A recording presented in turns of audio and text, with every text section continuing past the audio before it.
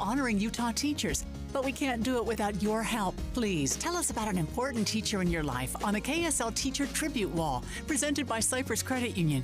Each month, one lucky teacher wins a $500 gift card from Cypress Credit Union, a $250 gift card to Harmon's, plus season tickets to Hale Center Theater. Say thanks to your teacher today at kslnewsradio.com/teacher from Cypress Credit Union and KSL News Radio.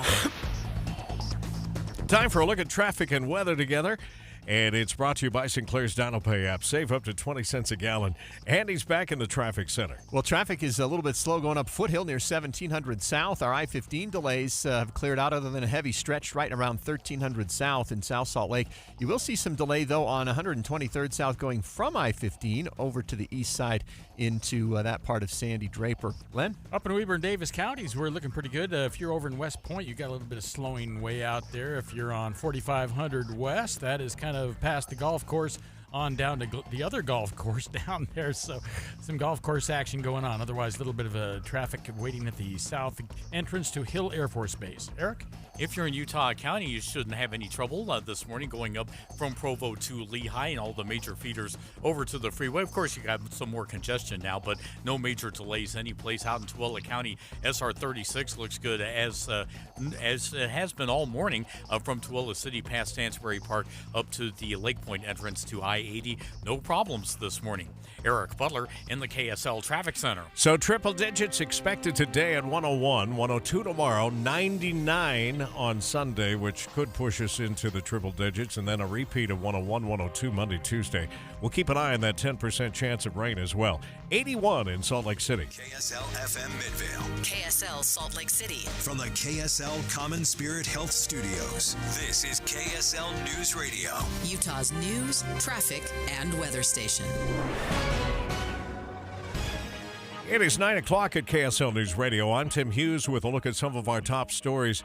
2 people are dead after a crash on I-70. UHP says the driver and the passenger were not wearing seatbelts when the car hit a median. Speed is being investigated as a factor.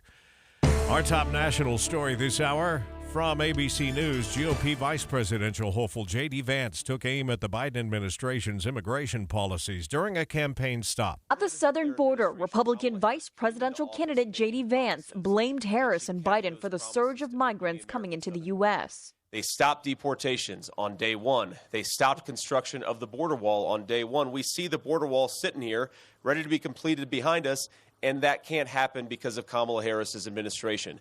Vance also defended Trump's comments this week, questioning Harris's race. That's ABC's M. Wynn reporting.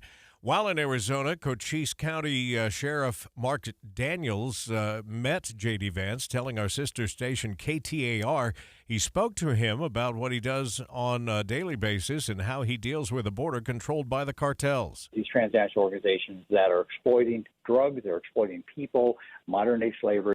Daniels says he was impressed that Vance visited the border. He wants Vice President Kamala Harris to do the same. Your money at this moment. It has been a wild day on the markets. Wild couple of days, actually.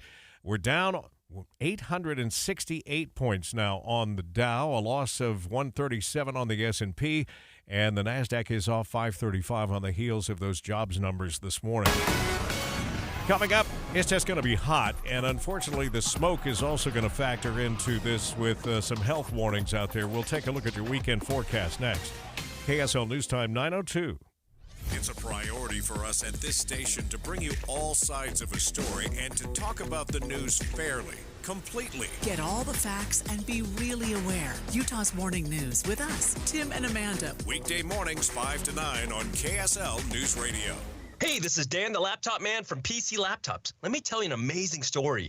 Last week, a customer came in. They were a creative director for an agency, and they were frustrated that their old, slow computer wasn't processing their files quick enough. He had a big project due and could not afford any delays. Well, we hooked him up with one of our new, powerful 2025 desktops for only $999, and he was able to complete his project with ease. Take one home today. The new 2025 S1 desktop or SM3 laptop for only $999. You heard that right, $999. You get a blazing fast processor, 16 gigs of RAM, and over a terabyte of blazing storage for $9.99. What else do you get? Lifetime service warranty, and we have 12 months special financing on approved credit. Hurry in right now because supplies are limited, because at PC Laptops, we love you. Just check us out at PCLaptops.com. $9.99, PCLaptops.com.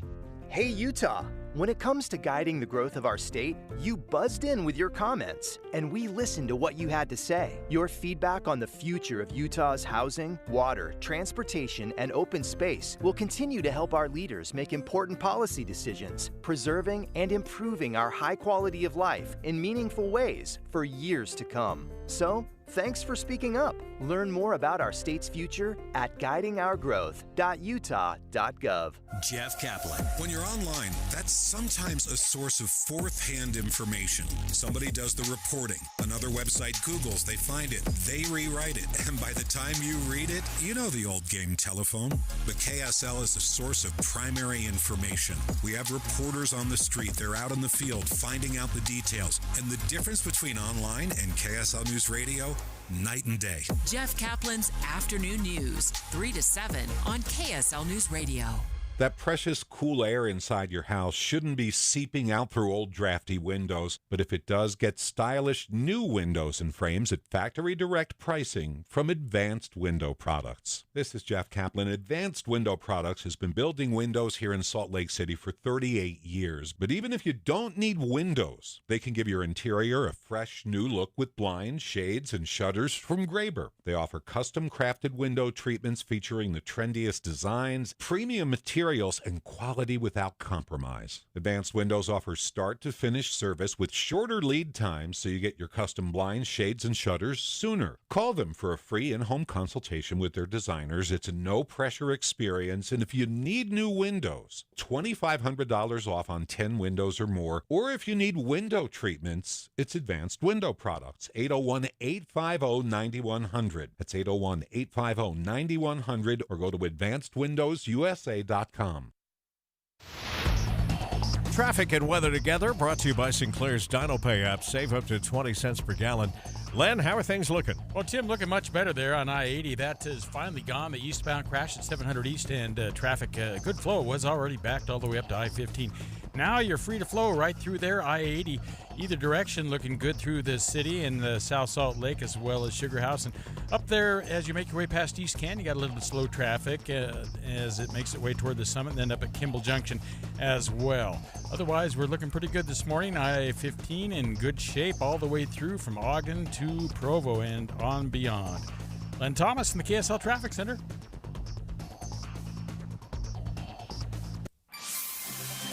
We'll hit a few days of triple-digit temperatures here today and tomorrow, expected to be. Today we'll continue to see patchy smoke and poor air quality as well. So 101 today, 102 tomorrow, 99 on Sunday with about a 10% chance of showers. Right now in Salt Lake City, it is 81 degrees from the KSL Common Spirit Health Studios. Remember to listen online at kslnewsradio.com, Utah's news, traffic, and weather station. Dave and Dujanovic, your morning companions for talk, analysis, and key perspectives on Utah's biggest stories on KSL News Radio. Welcome to the Dave and Dujanovic Show here on KSL News Radio. Today, this is Taylor Morgan, joined by Greg Skordas, filling in for Dave and Debbie. They have the day off. Greg Skordas, of course, is KSL's very own legal analyst. Greg and I both host KSL at Night, where we spend a lot of time talking about political issues, national and local. Greg, really excited to team up with you today to co-host. We have a lot of important news, but perhaps we should start with what is the obvious story for everyone who has stepped outside this morning, and that, of course, is the air quality in Utah, specifically in the Salt Lake Valley today. And we just heard Tim describe the next 3 days, which are 101 today, 102 tomorrow, and 99 on Sunday. And I think that the high temperatures don't do us any favors on the air quality. Yeah, definitely. Well, Greg, we're very lucky. We have Kevin Eubank, KSL meteorologist, on the line with us now to give us an update on the smoke, the air, the heat. Kevin, is there any relief in sight? Taylor, Greg, good morning. And yes, there is a little relief in sight, which is good. But you're exactly right. When you get temperatures of 100 degrees plus, what we're dealing with are really two major kinds of pollution. The first is ozone, and ozone occurs naturally, but it is exacerbated by high temperatures as the summer heat gets going. And then we've got wildfire smoke, and that's coming in not necessarily homegrown wildfire smoke. This is smoke being transported in from some of the western and northwestern wildfires that are just raging. We're talking California fires up to, almost 500,000 acres. So there's some really big fires, and all of that smoke, along with the ozone, is what's contributing to our poor air quality out there. Kevin, we're looking at some studies sort of worldwide, and the other day, Salt Lake City was the 14th worst air quality city in the world, on the planet. Today, we looked up today whether that had gotten better or worse, and we're at 39th. Now, this is worldwide. It's not just in the nation, but you talk about the wildfires, which I think are something we just have to deal with every year now. The wildfires from Canada, wildfires from the West. It's always California's fault, Greg. Right. I am so tired of California and Oregon ruining our air. Come on. But why Salt Lake, Kevin? Well, it's a natural basin, Greg, and so we're surrounded by mountains, and we're not talking little mountains. We're talking 11,000, 10,000-foot peak mountains. And so we're a natural basin, and we tend to retain the air that we have in this valley. It's a little harder to move it out. If we were in the Midwest or even on the coast where you get a bit of a marine layer that would come in and come out, we're different here. And so we're kind of stuck in a bit of a rut. So the kind of air we get tends to be the kind of air that we'll get stuck with. So the good news is that we have a pattern flow coming, a change. So we're going to be actually introducing a bit of a southerly flow. That'll get rid of the wildfire smoke, and we'll start to bring in some clouds and a few little scattered thunderstorms, southern Utah first, and then northern Utah's potential by the end of the weekend. But this morning, I can actually see across the valley. I can actually see the Ochre Mountains. So there has been some improvement in the overnight, and we'll continue to see that improvement as we head through the next couple of days. Now, it's not going to get crystal clear, but it's going to improve from the unhealthy range that we've been in to more of a good to moderate range, which is acceptable. Very good. Kevin, when people are exercising, they're going outside, often they're told or being told, go early when the temperatures are cooler and avoid the heat. And I suppose that's for obvious reasons. But does the heat also exacerbate the air quality?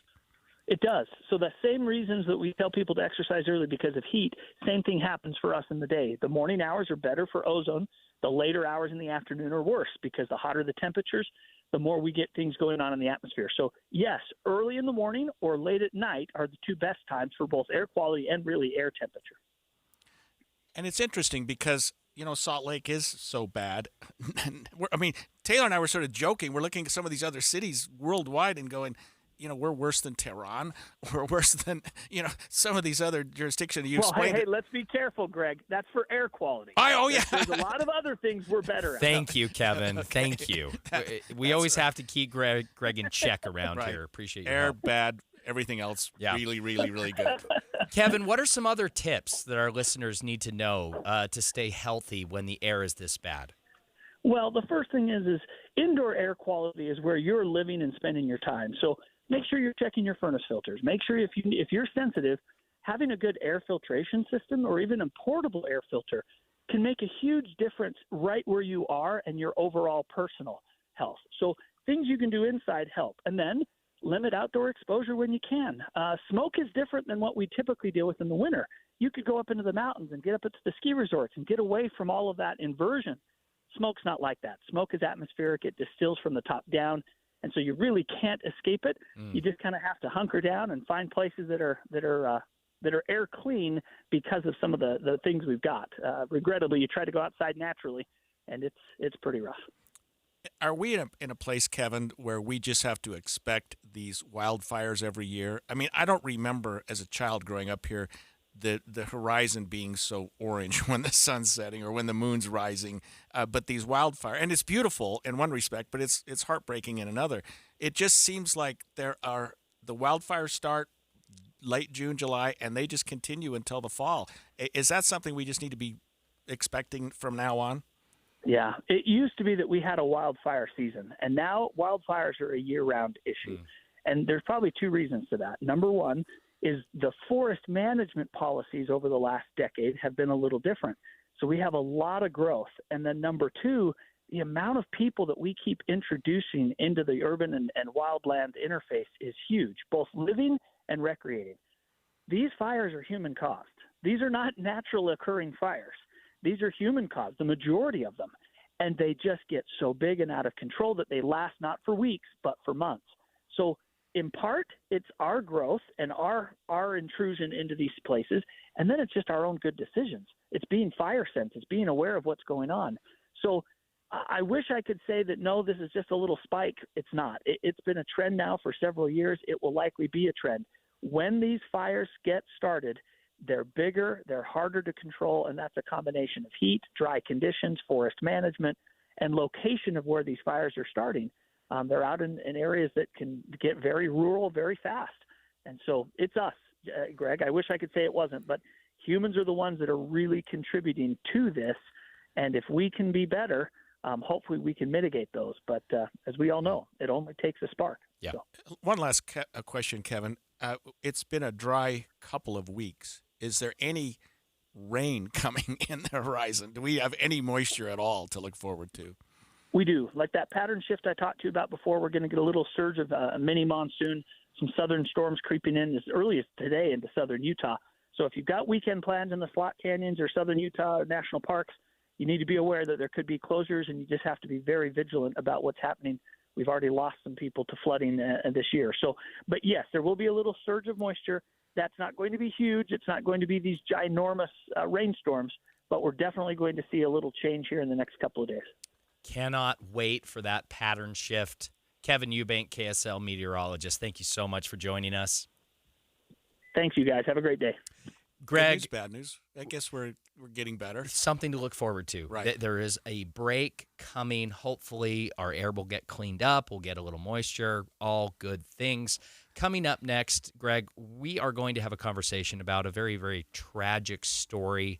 The death of 12-year-old Gavin Peterson. 3 family members have now been charged in his death.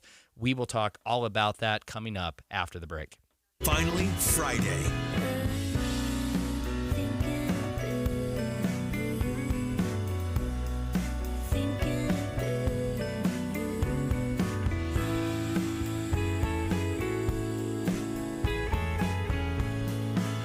With Dave and Dujanovic.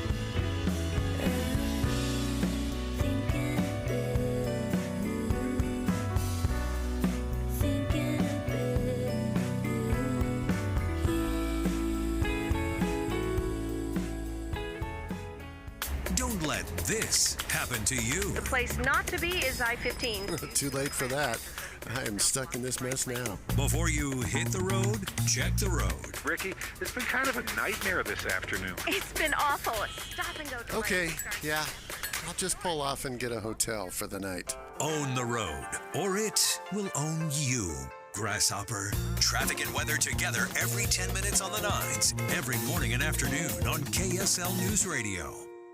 Hey, I'm Jake Harward, and I'm a farmer, and I'm out in our fields on our family farm in Springville, checking our now-in-season corn, tomatoes, peaches, and more that we pick and deliver fresh daily to our now-open familiar green Harward Farms roadside stands. Check online at harwardfarms.com for a list of our locations all over Utah and Salt Lake counties, as well as locations in Heber, Mount Pleasant, Ephraim, Nephi, Delta, and Tooele. Come share in the bountiest harvest from our hard work in our fields, fresh from our family's farm to your family's dinner table. Harward Farms.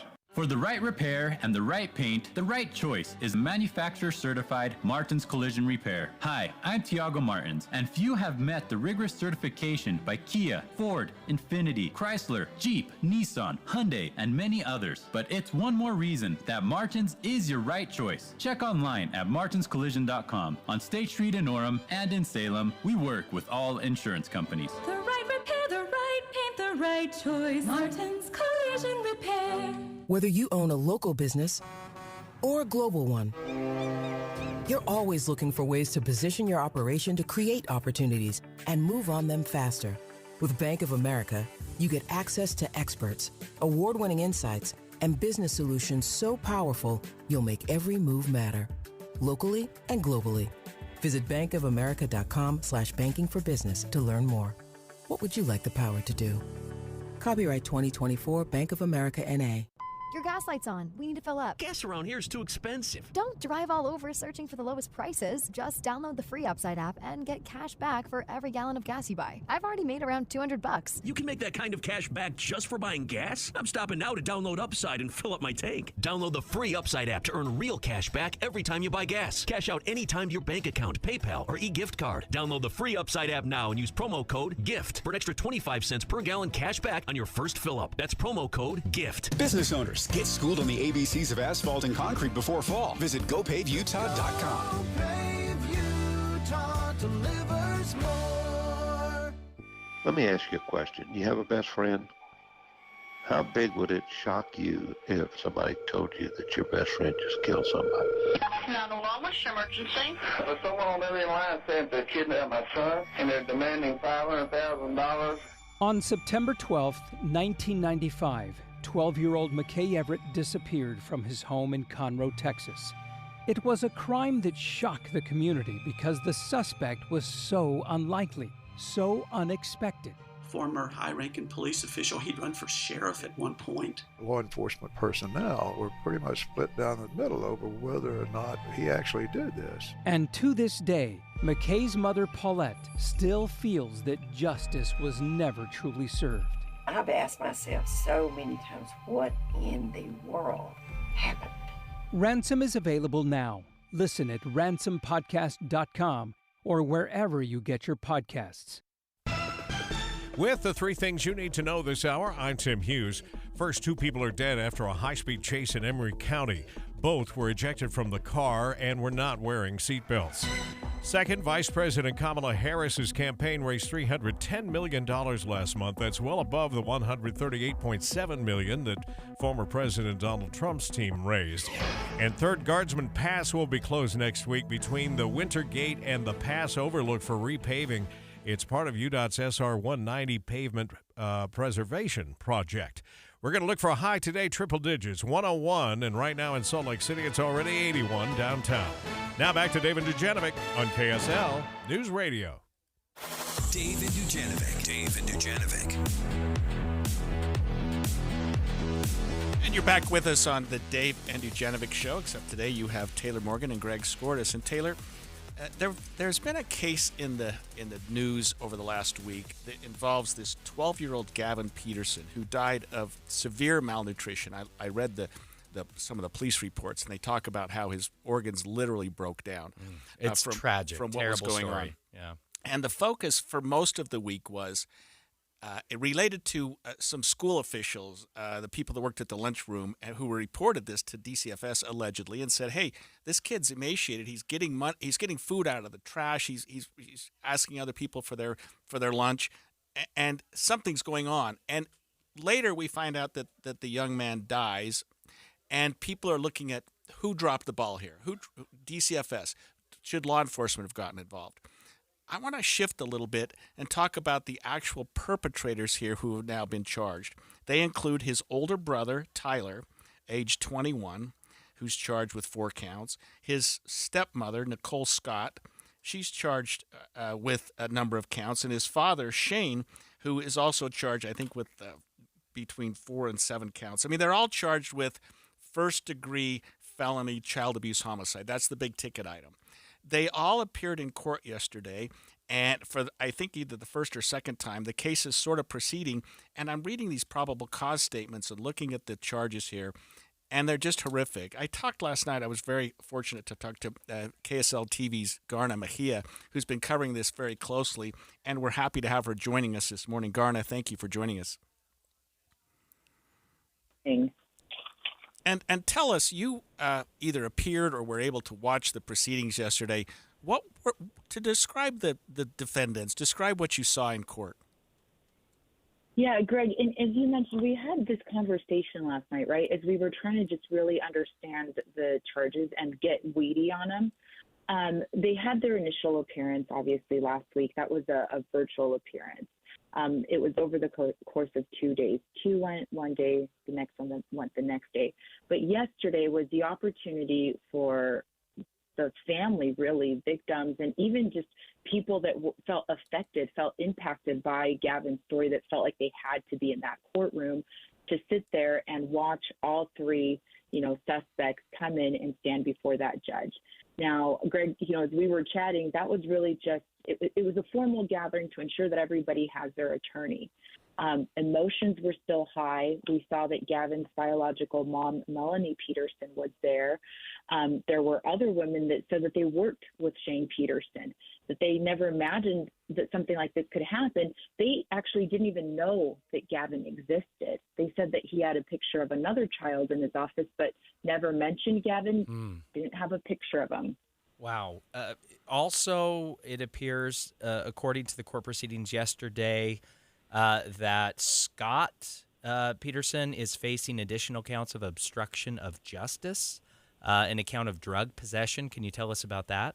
That's Nicole Scott. That's the. Oh, I apologize, Yes. Nicole Scott. Yes, right. But you're right, exactly. Nicole Scott is the stepmother. Correct. Okay.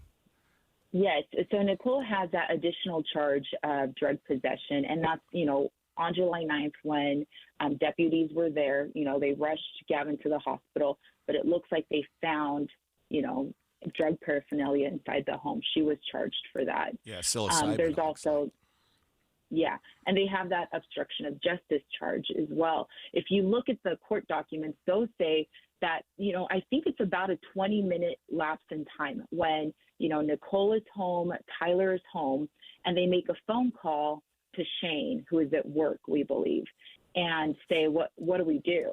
And so they wait 20 minutes before they call 911. But in that span of time, surveillance footage from, it's like a warehouse that's right next to this little house, captures Tyler going outside, this 2-bedroom house and into a back shed area with these cameras.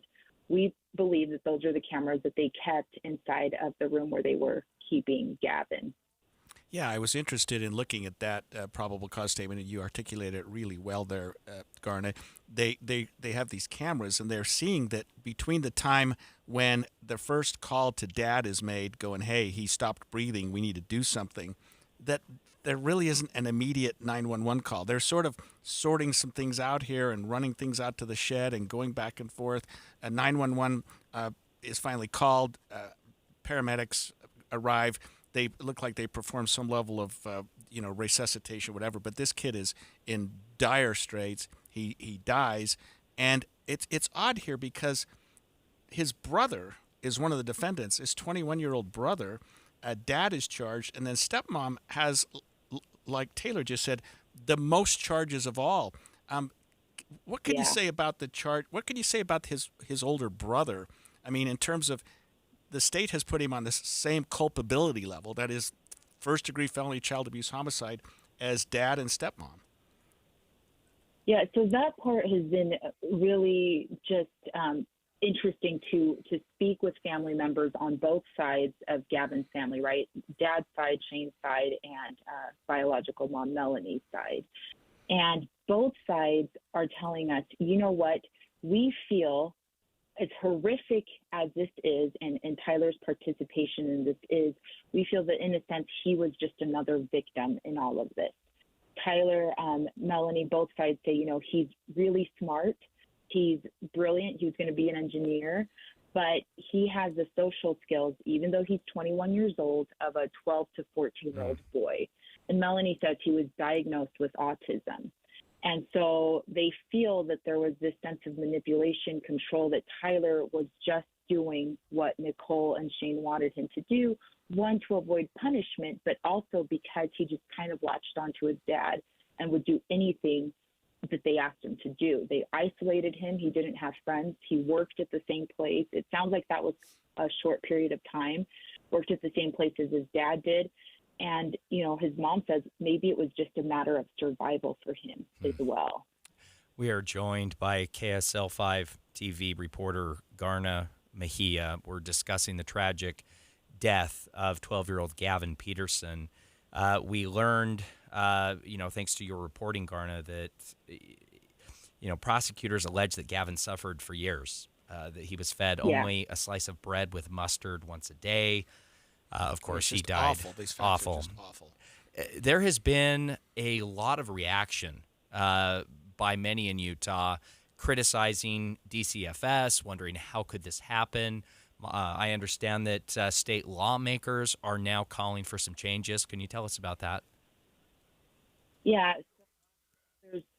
From state lawmakers, we heard from Representative Christine Watkins. Now, she sits on, and I'm going to butcher the name of the panel, but it's basically the Child Welfare Safety Panel. They oversee DCFS. Right. Yeah. And she said, we had already been working on things with the Ruby Franke case when this pops up, and maybe there's a gap here that we can fill. There's a lot of similarities, in her opinion, between the two cases.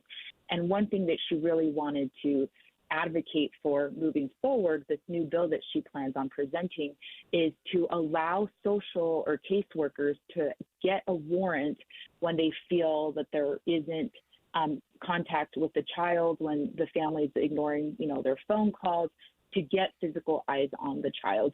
Now, Greg, you kind of, spoke with Debbie about this, Dujanovic, earlier in the week.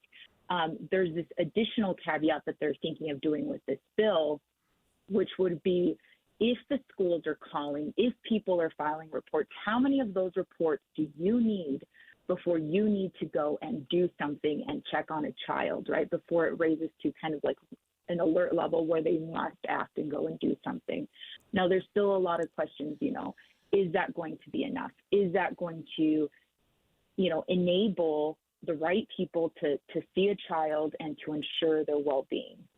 Garnet, we've only got about a minute, but you've mentioned Mom, Melanie, a few times. We talk about the school officials maybe not doing anything when the signs were all there. Has anybody sort of pointed any fingers at Mom, saying, well, wait a minute, she must have exercised some level of contact and visitation with the kid during that time? That's a great question. And there has been a lot, there's a firestorm on social media in terms of to Melanie. We've spoken with her, and we've been able to establish a kind of a rough timeline. In 2015, she lost custody of her kids.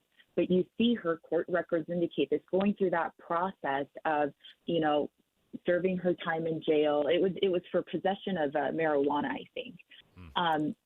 And her childhood, it was actually Gavin had gotten out, and a police officer came back, and that kind of, caused her to lose custody of all 4 kids.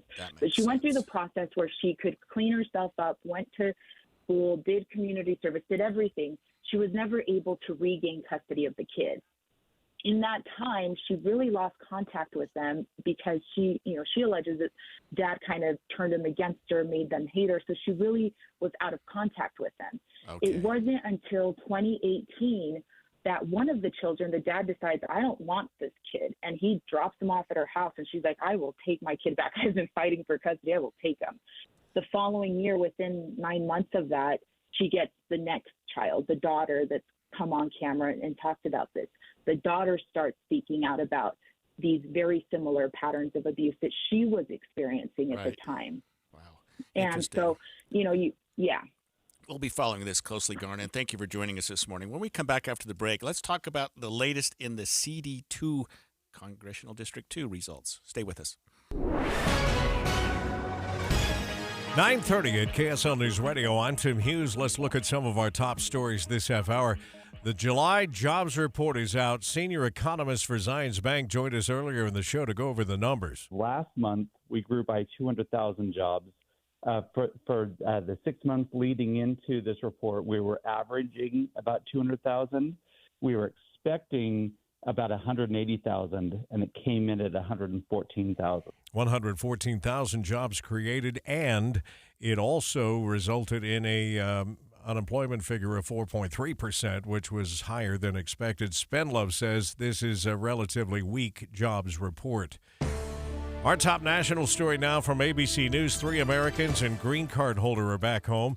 Here's ABC News Chief White House correspondent Mary Bruce. The sweeping deal involving 24 prisoners in at least 6 different countries. Shortly after the swap was complete back in Washington, the president breaking the good news to their families gathered in the Oval Office, then picking up the phone. Can you hear me? It's Joe Biden. The families speaking for the first time with their loved ones, knowing they were finally coming home. I miss you so much. The Americans then boarding the plane back to the U.S., celebrating with the team sent to pick them up. The three now set to undergo medical evaluations, which is ongoing as we speak after being in Russian custody and spending some much-needed time with their families.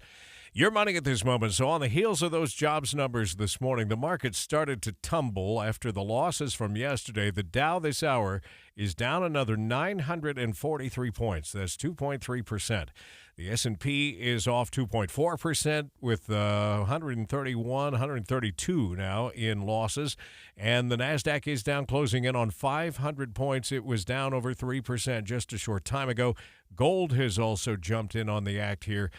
It was up earlier by about $25 an ounce. It's now down $14.50. Coming up, it's a hot weekend. Going to be smoky, too, so some health warnings out there. We'll check it. Traffic and weather together is next. KSL News Time, 9:32. Here's a way to get breaking news updates anywhere you go. At the store or in a work meeting, you can get breaking news on your phone. You can quickly read it, swipe, or click for more. It's super discreet, super fast. That's the app for KSL News Radio. I'm Dave Noriega, and I lost 57 pounds in just 2 months with Salt Lake City Fat Loss. Hey, listen, we've all tried to lose weight before, and it can be incredibly discouraging. Let me tell you about Salt Lake City Fat Loss. With this program, they told me we have the secret to lose up to a pound of fat a day. And I thought, wow, that would be unbelievable, but it also sounds a little optimistic. Sure enough, in the first 3 weeks, I lost 25 pounds. Over 2 months, I ended up losing 57 pounds. I loved getting on the scale. How often can you say that? I loved getting on the scale every single day to see the progress I was making, and I did it without injections, without surgery. Check out Salt Lake City Fat Loss. You can go to their website, slcfatloss.com. If you use my name, Dave Noriega, you're going to get an extra $200 off the program. Just go to slcfatloss.com. Every business faces challenges, but complicated, expensive, and uncertain shipping shouldn't be one of them. With USPS Ground Advantage from the United States Postal Service, you can avoid all the noise. No more unexpected surcharges, hidden fees, or complex rate structures. It's just easy, cost-effective, and dependable shipping. Tune your business's frequency to success and turn shipping to your advantage. Learn how at USPS.com/advantage. USPS Ground Advantage. Simple, affordable, reliable. Everyone on the road is trying to make it to their destination safely. You can help by staying aware of the large trucks and buses around you. They take longer to stop, have large blind spots, and make wide turns that require caution from other drivers. It takes all of us working together to share the road safely. Learn more at www.sharetheroadsafely.gov. Paid for by FMCSA. Power outages happen year-round and they're always unexpected. What's up, everybody? I'm Mike Wilson with Any Hour Services, and some people have medical equipment that needs to stay on, or maybe you don't want the hundreds of dollars of food in the freezer to spoil. Regardless of the reasons, Any Hour Services can help with a backup generator. Now, a lot of people think that backup generators cost thousands of dollars, but we have packages that'll run the essentials and start at less than $2,500. That includes the generator, the connections from the generator to the house, and the installation. We also carry and install larger generators that can run the whole house and kick on automatically when the power goes out. Of course, those cost more, but if you call right now, you can save $1,000 on any standby generator purchase over 9,000 watts. A licensed electrician from Any Hour Services will walk you through the process and show you what options are available. And if you need it, we have flexible financing options available, even if you've been told no in the past. To schedule a free estimate, call Any Hour Services today. Google Any Hour Services or schedule online at anyhourservices.com. No one helps more homeowners than Any Hour Services. Time to get that look at traffic and weather together. Brought to you by Sinclair's DinoPay app. Save up to 20 cents a gallon. Back to Len. How are things? Well, Tim, traffic's still a little slow on the 201 and Bangor due to a 3200 West detour here. The cones are out there. UDOT saying to expect delays here. Also a crash on westbound 4100 south of Bangor. Had a right lane closed, but it appears to be open now. Otherwise, a bit of slow eastbound 80 traffic approaching and passing Kimball Junction. Len Thomas in the KSL Traffic Center. We'll be hit with a few days of triple-digit temperatures here. 4 of the next 5, actually, and the one that's not still expected to be 99 degrees today. We'll continue to see patchy smoke and poor air quality as well. Unfortunately, they've also downgraded the chance of precipitation coming Saturday night, Sunday to 10%, but we'll keep our fingers crossed. Right now, plenty of sunshine downtown and 82 degrees from the KSL Common Spirit Health Studios. I'm Tim Hughes. Listen online at KSLNewsRadio.com, Utah's news, traffic, and weather station. Dave and Dujanovic, your morning companions for talk, analysis, and key perspectives on Utah's biggest stories on KSL News Radio. Welcome back to Dave and Dujanovic. Taylor Morgan and Greg Skordas today filling in for Dave and Debbie, who are out. Greg, the recount in Utah's 2nd Congressional District Republican primary is ongoing. Salt Lake County has been on the show earlier this week talking about their recount process. They have wrapped up their recount in Salt Lake County. We know that Salt Lake County is one of 13 different counties within the 2nd Congressional District. So all of these counties are busy doing the recount. And let's remind our listeners why we're doing the recount. Yes. Because go ahead. The vote total was so close, and it has to be within a certain fraction. And 0.25% is the threshold in Utah state law. 0.25%. That's right. That's a very small number. Anytime the margin, the difference in the total vote count is less than 0.25%, Utah law allows the candidate who is, behind right. to ask for a recount. Yeah. So, of course, on Monday, Colby Jenkins formally requested that recount. That recount is ongoing.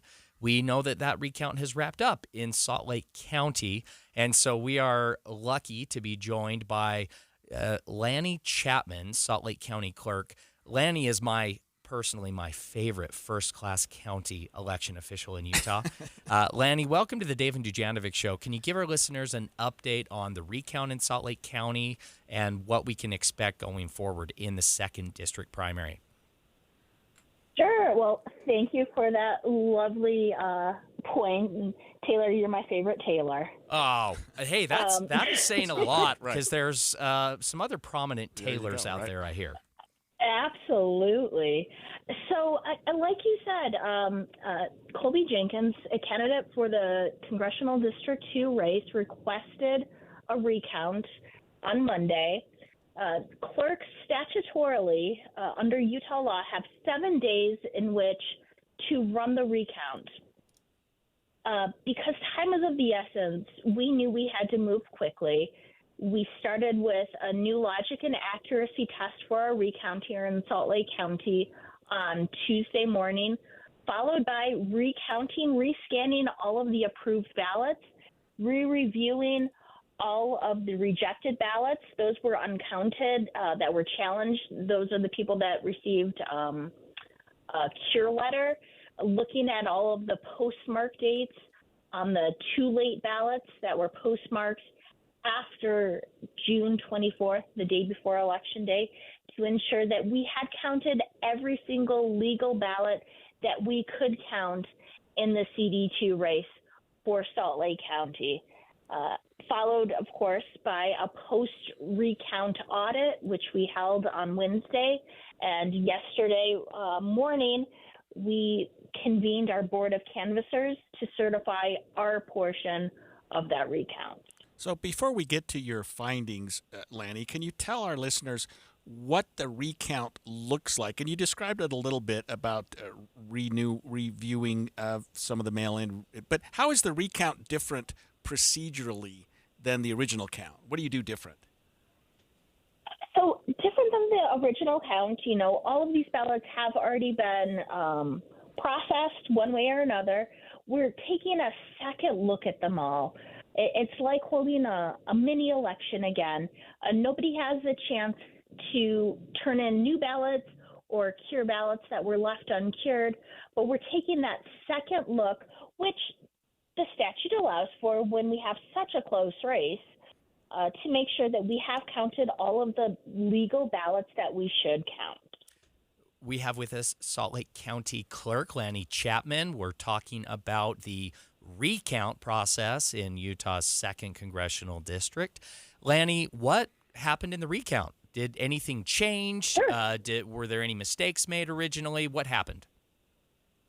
So no mistakes were made. However, in doing a second review, looking at the uncounted ballot envelopes that were challenged, I had a team of 2 full-time employees review all of those rejected CD2 ballots that were not cured before the canvass.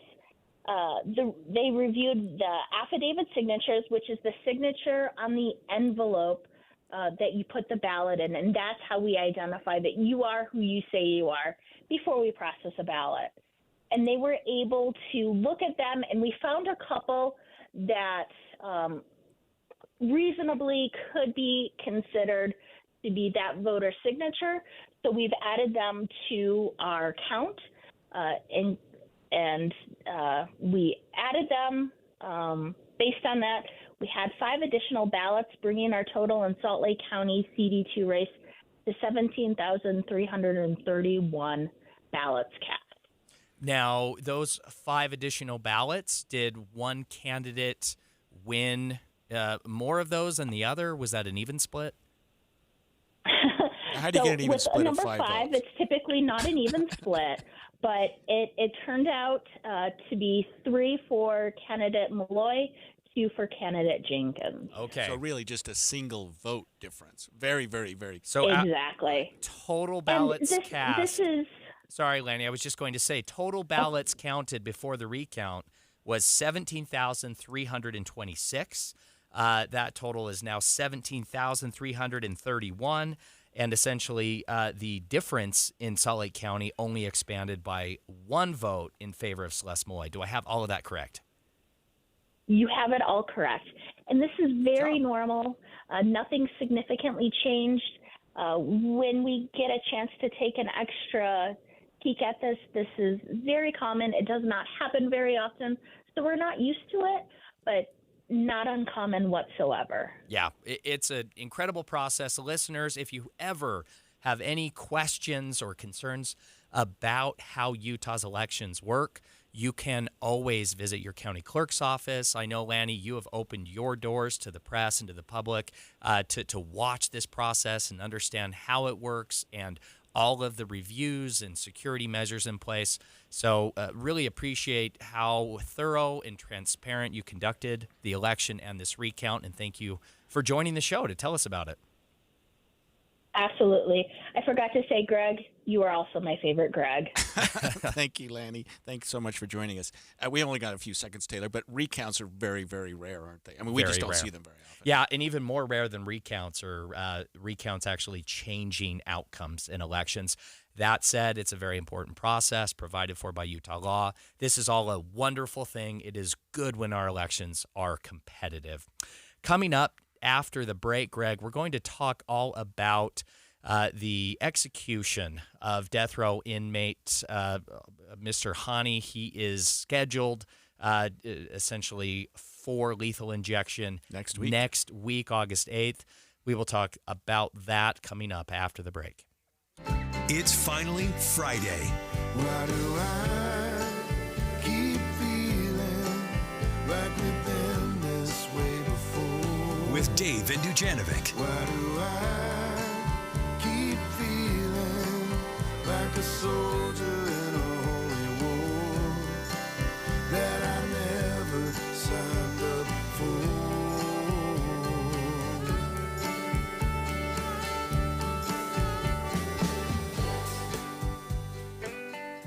Paid for by government. Did you hear? A secret hoard of 1904 $20 Gold Liberty coins have been found. These gorgeous 1904p gold coins are as bright and shiny as the day they were struck, and less than 500 of these gold coins are available. Coin experts are calling this secret U.S. gold coin discovery a once-in-a-lifetime opportunity, and you can own a piece of the hoard. When you call, you are guaranteed a 1904 Gold Liberty struck at the iconic Philadelphia Mint. With limited availability, you must call now. These 1904 dated gold coins are still in uncirculated condition with brilliant luster. That is 120 years of history you can hold in your hand. To learn more, call 1-800-895-7664. Call now and you'll receive a free bonus, a $75 value free with every order. Call 1-800-895-7664 now to secure your 1904P $20 Gold Liberty coins before they sell out. That's 1-800-895-7664.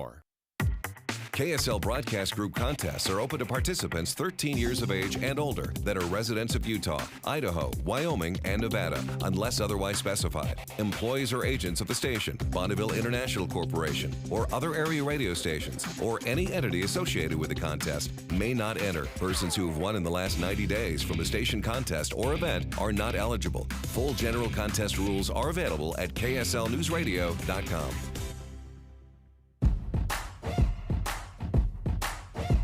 Gear up for the hunting season with the Shields Hunting Sale event starting now through August 4th. Now's the time to save up to 40% on your favorite archery gear, camo from First Light, optics from Vortex and Loophole, and so much more. Visit Shields in-store and talk with an expert to get everything you need to tag out this season. Or shop our full selection online at shields.com. Get prepared and save now through August 4th at Shields or shields.com. Trail mix, beef jerky, mixing all the soda flavors at the gas station soda machine.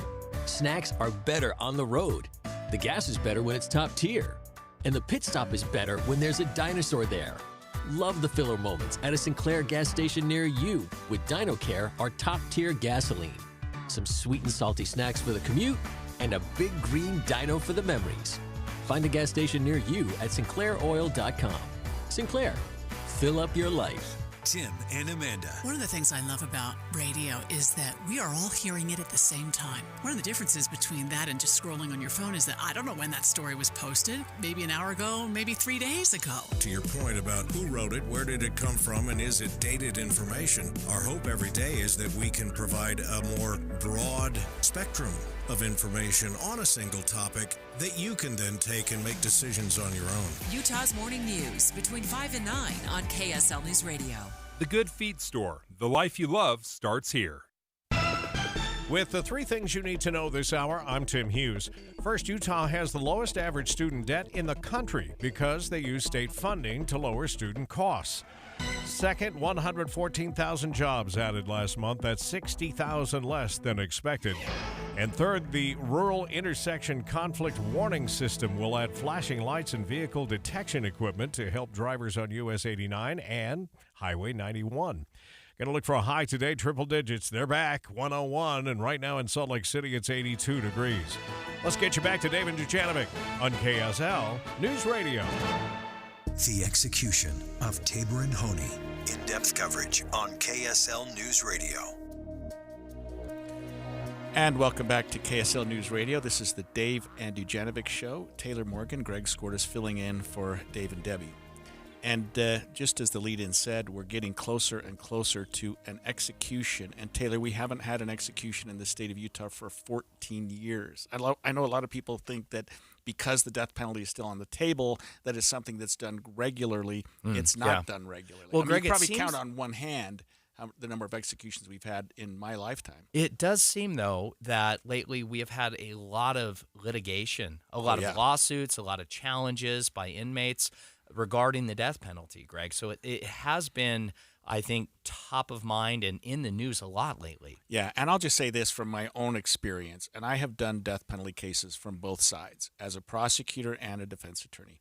And Taylor, they're gut-wrenching. I mean, it's different than anything else you'll ever do because the stakes are so high. Yeah. I mean, you're literally either asking, if you're a prosecutor, for someone to be put to death, or begging, if you're a defense attorney, for someone not to be put to death. And we don't deal with that in any other context. I mean, prison, jail, fines, blah, blah, blah, whatever you want to say. I mean, there's nothing that compares to the result of a capital case because they can be so big. I will say this in support of our legislature. Several years ago, because Utah has what we call indeterminate sentences, in other words, life sometimes meant whatever the Board of Pardons thinks it means. 5 to life could mean something that other than 5 years or life.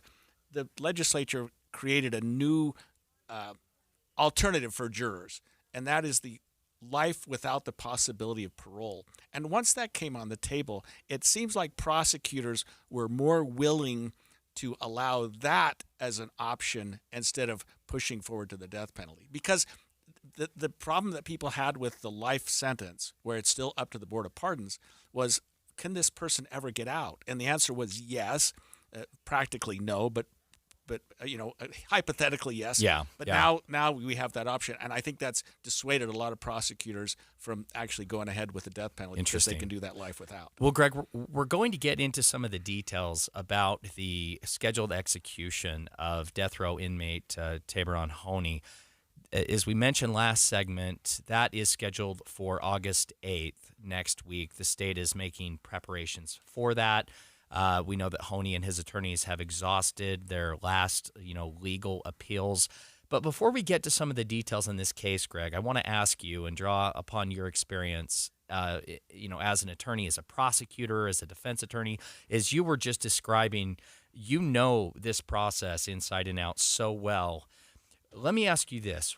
What are the really key tools or tactics or maybe benefits that having the death penalty in Utah may provide prosecutors? Well, and I'm not asking you to state an opinion for or against, but as an attorney, what are some of the ways that the death penalty can be helpful in prosecuting a case? I think just exactly what I said at the beginning, which is that when the death penalty is on the table and you have an alternative that's not the death penalty, such as life in prison or life in prison without the possibility of parole, it encourages plea bargaining. And people don't like that phrase. I mean, when I was a prosecutor, we hated the words plea bargaining. But sometimes you have to recognize that not every case can go to trial. And not every death penalty case probably should go to trial. So when you're dealing with victims' families, and you're saying, look, this is a serious case. We should make this as we should come down as hard as we can on this. Let's charge it as a death penalty case, because that will encourage the defendant and his or her attorneys to come to us and say, wait a minute, will you consider life without? And I've found some families, maybe most, are comfortable with that because they don't have to deal with appeals. They don't have to deal with what's going to happen Tabaron Honey, this homicide occurred in 1998. That's 26 years ago, and we're just now getting to his execution. I mean, he's probably more than doubled his age. Yeah. And so I think there's some finality to having that alternative life without, and so when we charge the death penalty, it gives prosecutors that extra tool to resolve the case. How much latitude do prosecutors have to work with the family or close loved ones of victims? How much power or how much ability does the law give those prosecutors to respect the desires and wishes of those who are close to the victim? So the short answer is prosecutors have carte blanche. They can do whatever they want. However, Utah has enacted what we call a Victim's Bill of Rights that require prosecutors to at least get the input of victims and their families. And in fact, if you go to court, Taylor, on some of these serious cases where you have victims, because not all crimes have victims if you consider drug possession or DUI or something. I mean, but where there's a people crime, or even a theft crime where somebody's victimized, prosecutors are required to consult the victim. And the judge will say, did you consult the victim? Yes. What was their feeling? And they might say, they don't like this plea bargain, but we're doing it anyway. Or they might say, they've approved it. Most prosecutors I've found don't want to get sideways with their victims. And in fact, they'll tell you, hey, Skordas, I'm not going to plea bargain this case unless my victims tell me it's okay, even though they have that authority to override their victims and their families. But yes, they have a tremendous amount of input, but they do defer to the victims. Okay, well, let's get to Tabaron Honey's case specifically. Again, he is scheduled for death. Right. By lethal injection. Okay, tell us about that, because I know that his attorneys were challenging the state's mixture or the state's use of lethal injection. What is the latest on that, and what is the state's plan? Yeah, so a drug that has been used in the country and that has been approved is what's called pentobarbital. And it's been used for executions in the United States since 2010. It's the one that I think the state of Utah was expecting to use.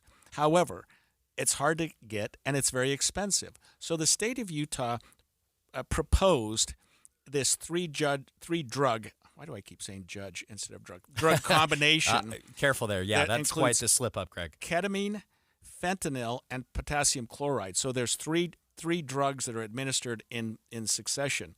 Honey's people came in and said, that hasn't been tested. What do we know about that drug combination? Okay. And why should we allow it? Because what if it doesn't work? I mean, that's the worst thing you can do if you're a prosecuting entity or a state that's carrying out an execution, is to get it wrong. So they said, we can't do that. The state came back, and so actually the Honey people filed a lawsuit saying, we need to put a stop to this execution because this drug combination is not approved. We don't know if it's going to work. Okay. The state came back and said, well, we think we found some pentobarbital, and they made another argument that I thought was really interesting. And they said, at the time of Honey's conviction, which was 1998, there were two methods of execution in the state of Utah: lethal injection and death by firing squad. Okay. And so the state said, look, even if we can't get the drugs, we'll just set up a firing squad. Which, I mean, wow. Yeah, I mean, that's we don't even think about that. Is anymore. firing squad not currently a method used by Utah? So, for example, if someone was convicted and sentenced to death in Utah today, would firing squad not be an approved method? Correct. We just use death by lethal injection now in Utah, and we still have the death penalty. Some states do, some states don't. The federal government didn't for a very long time. Now the feds are actually doing death penalty cases, and states do it in different ways. I mean, we've had days when we had the electric chair. We had days when we had different methods of execution. I mean, back in the day, they used death by hanging. Obviously, we don't do that kind of sort of macabre thing anymore. We try to make it as humane, and I use that word loosely, as possible when we do the executions. But this Tabaron Honey case is a good example of the fact that when you do something once every 14 years, it's not that easy to always get it right. It's not like they have the death penalty room out at the prison. In fact, they have a new prison since that last one was done. So they're almost reinventing the wheel every decade or so, and that's really created a problem. And that's why we're having this flood of appeals, a flood of just everybody saying, wait a minute, let's take another look at this. Yeah. Well, again, Tabaron Honey scheduled to be executed next week, August 8th. It will be Utah's first execution in 14 years. That's right. And after the break, let's go down to Alpine School District and talk about tax increases for the residents down there. Stay with us.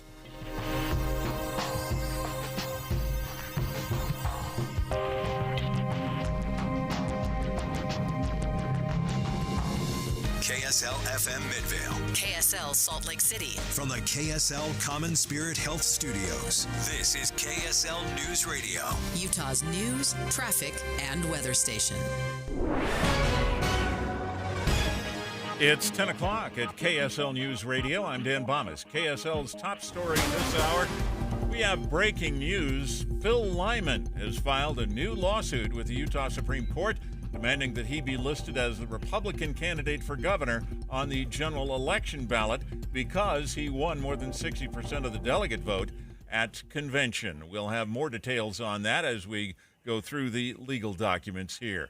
The men's 3x3 basketball team at the Olympics in Paris has suffered another loss.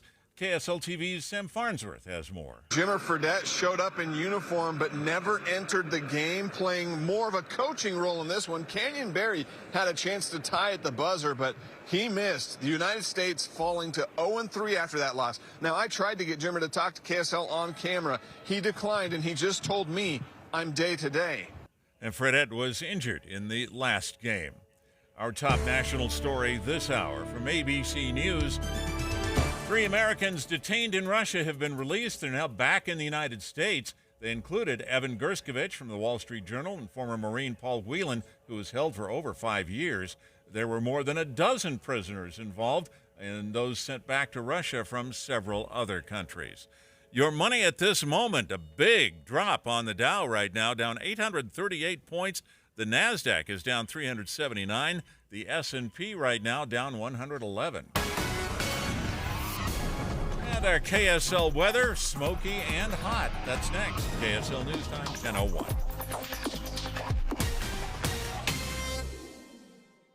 News doesn't doesn't just mean information or dates. It's the story of our local history being told in real time. Be a part of the story. This is Tim Hughes and Amanda Dixon. We hope to be a part of your story.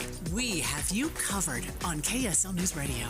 Did you know 96% of Americans lose an average of $111,000 in Social Security income?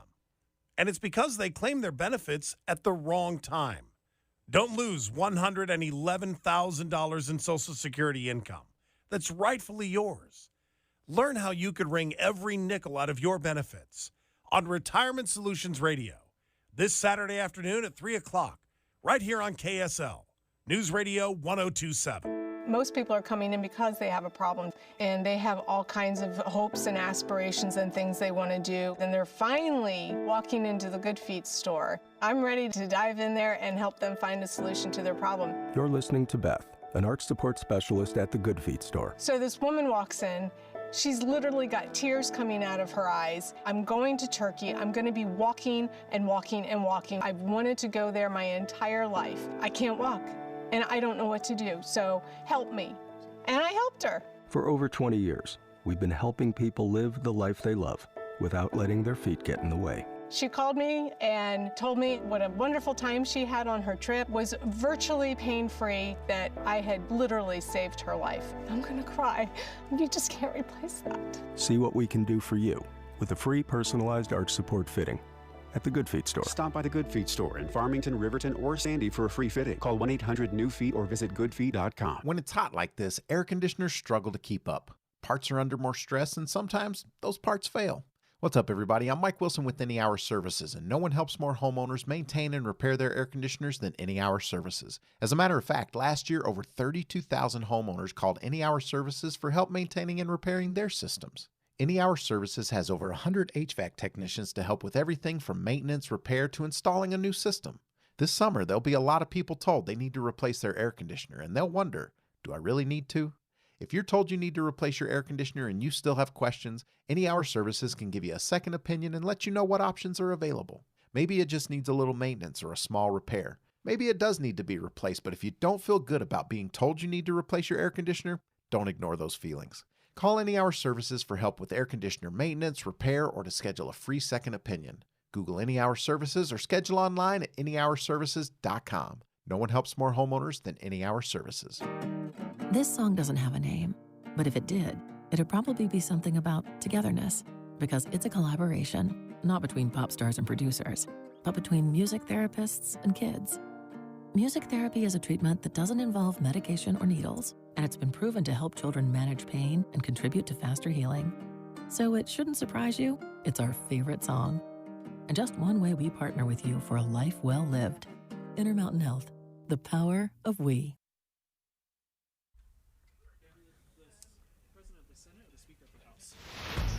Traffic and weather together are brought to you by Sinclair's DinoPay app. Save up to 20 cents per gallon.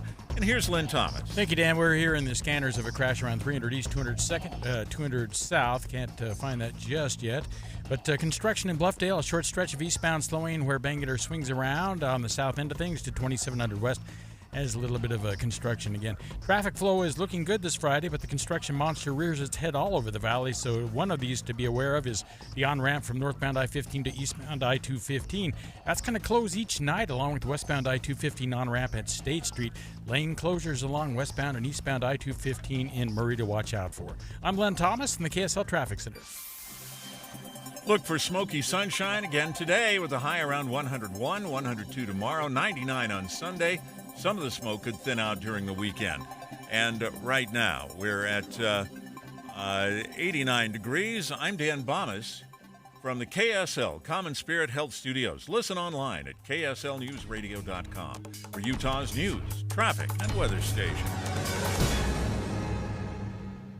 Dave and Dujanovic, your morning companions for talk, analysis, and key perspectives on Utah's biggest stories on KSL News Radio. Taylor Morgan and Greg Skordas today filling in for Dave and Debbie. Greg, have you received your county property tax notice in the mail yet? Yes, I got the notice and it says do not pay. I guess the bill is still coming, but the notice came and boy, did our values increase. Yeah. I'm sure many of our listeners who have received their property tax notices might share my frustration, might also share the frustration of many when it comes to the seemingly ever-increasing property taxes throughout the state. I live in Salt Lake County. I live in the Canyon School District. My taxes are going up again. We are hearing from many who live in the Alpine School District. They are speaking out, expressing even more extreme frustration about the proposed tax increases by the Alpine School District. Specifically, Orem resident and College Accounting professor John Barrick spoke to KSL 5 TV about his frustrations. The tax increases over the last several years have been pretty significant. We've lost lots of programs and lots of great teachers, and our taxes have done nothing but go up, and that's frustrating.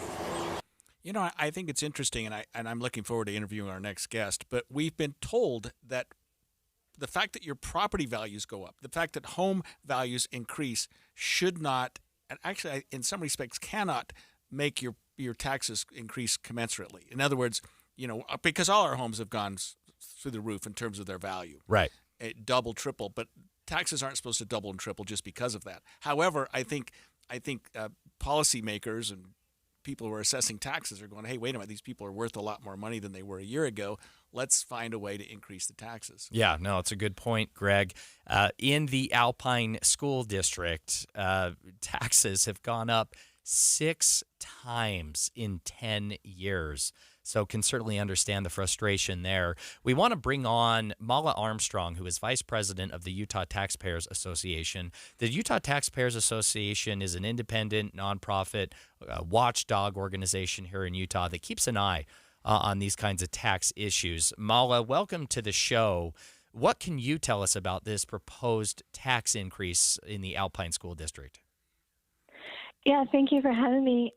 Like you mentioned, this is Alpine School District's 6th proposal for tax increase in the last 10 years. That's a lot more than the many other school districts are doing. And you mentioned a little bit about home values going up. All of these increases that we're talking about over the last 10 years, the 6 and 10 years, refers to when the Alpine School District chose to raise taxes. They chose to say, our budget from last year isn't big enough. We want more money, and we're going to choose to increase those taxes. So this is absolutely a choice that the school district is making and imposing on taxpayers. So how does that work procedurally, Mala? The district proposes the tax increase. They're saying we need more infrastructure. We need more schools. We need more programs for our students. That's a proposal. Where does it go? How is that? Talk to us about the machinations between a proposal and an actual tax increase. Yes. So they propose their budget and the necessary revenue that they're going to need to collect, and then all of the residents in the area, so everyone living in the Alpine School District, will receive notice of a truth in taxation hearing, which is an opportunity for them to show up to a meeting of the school board where they have to justify why they need this kind of tax increase. And what the funds will be used for. Residents get to express their opinions. There's a long period of public comment. It's usually pretty contentious, or residents tend to be pretty upset about it. And then at the end of that meeting, normally they will take a vote on what tax rate they're going to go ahead with. And this happened last year in the Alpine School District, and they ended up adjusting their proposal. It was going to be a 19% increase, and they shifted it down to a 7.8% increase. So these truth and taxation hearings and the opinions of residents can make an impact, but it is really important that they show up and voice their concerns. Taylor, they may want to hold that hearing at the UVU student basketball arena. They're going to need some more space. Right. A larger venue, I think, is what you're suggesting there. Greg, Mala, the current proposal from the Alpine School District is at 12.2%. Is that right? That's right, and that averages out to about $200, I believe, for an average family. or an average home in the Alpine School District. Yeah, and this would be on the heels of, again, tax increases in 2023, 2021, 2020, 2019, and 2018. So there comes a point where, you know, we all know that the cost of education, the cost of everything, right, has and is going up. What is normal? What is kind of the statewide or the national average for these kind of proposed property tax increases from school districts? How often would a normal rate of increase take place? Our recommendation to all taxing entities is to go through the truth in taxation process to raise taxes every 5 to 7 years. Okay. It really doesn't need to be more frequently than that. You have to understand that when a taxing entity, a school district, is given their budget for the next year from the state auditor's office, it includes new growth. So they get property tax from the new homes and the new buildings that have been built. We just recommend that they do an increase in tax every 5 to 7 years to capture inflation. But 6 times in 10 years is excessive in every way. Yeah, we are joined by Mala Armstrong, Vice President of the Utah Taxpayers Association, talking about the proposed property tax increase, 12.2%. 6 times in 10 years. She 6 says times that's a little in bit 10 excessive. years in the Alpine School District. Mala, can you tell us about property taxes, school district increasing rates in other areas of the state, in any other counties? What else do you all have your eyes on at the Utah Taxpayers Association? We're mostly concerned about the entities, school districts and cities and so on that are raising their taxes for the second or third time in a row. And there's about 66 of those this year that are raising theirs for the third time in a row or more. And we're just concerned that taxing entities aren't being considered as taxpayers. And there need to have predictable taxes going forward. It's hard for families to budget their personal finances if they have no anticipation of what their taxes might be next year because it's just going to increase. That's really our concern. And we recommend that taxing entities really consider who they're accountable to, which is their taxpayers. Mala, we've only got a minute left, but you also have to consider the other hand, which is this is probably one of the largest school districts in the state. It's probably growing faster than anywhere else. Maybe Jordan and Alpine are a couple of districts that are going through the roof, and so they're coming with their hat in their hand a little bit, but claiming that hey, there's some reason for this, and those are all taken into account in these public hearings and in what you're doing, correct? Yeah, and the fact that Alpine School District is the biggest district means that they collect the most revenues to start. All that growth, they get all those new property taxes from the new homes that are built. And yeah, that's something that they should be able to budget for with the massive revenues that they collect every year. Yeah, that makes sense. Yeah. Well, Mala Armstrong, Vice President of the Utah Taxpayers Association, really appreciate your insight, all the information. Really quickly, Mala, just in a few seconds, can you tell our listeners where they can go to learn about where the Truth in Taxation meetings are happening in their communities?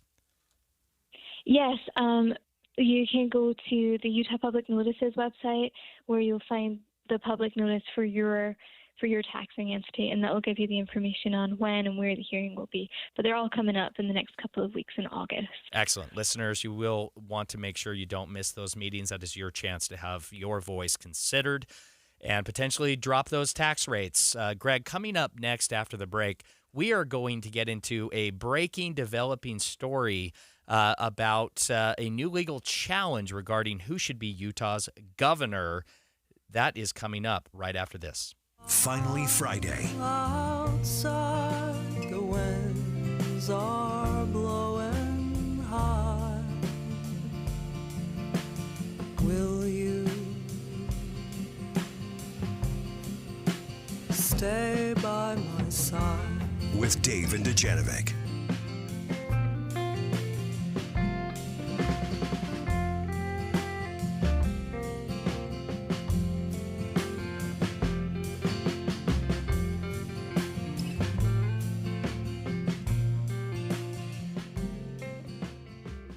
It's been a crazy summer. The shooter managed to get onto a roof. Biden has already endorsed Vice President Kamala Harris. It's a hot weather stretch. The Olympics are coming back to Utah. And no hint of slowing down.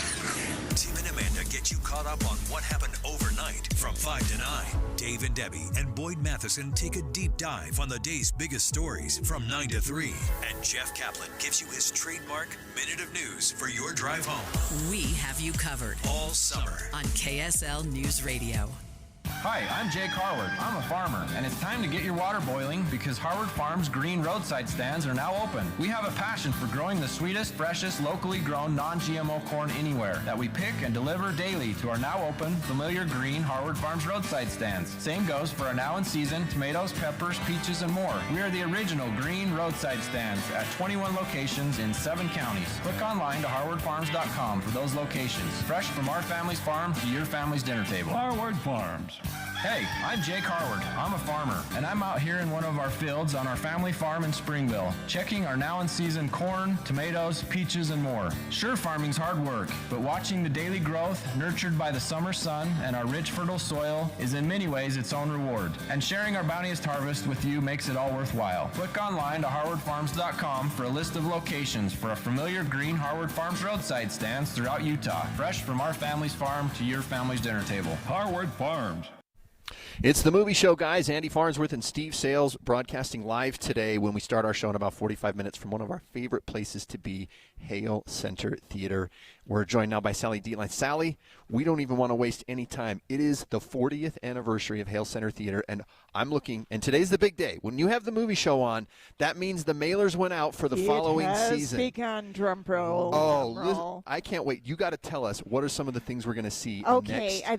The 40th year, all the best things in this season you're ever going to. I mean, we start with Little Women, and then we're doing The Prince of Egypt, which is from the DreamWorks movie. Oh my gosh, the music.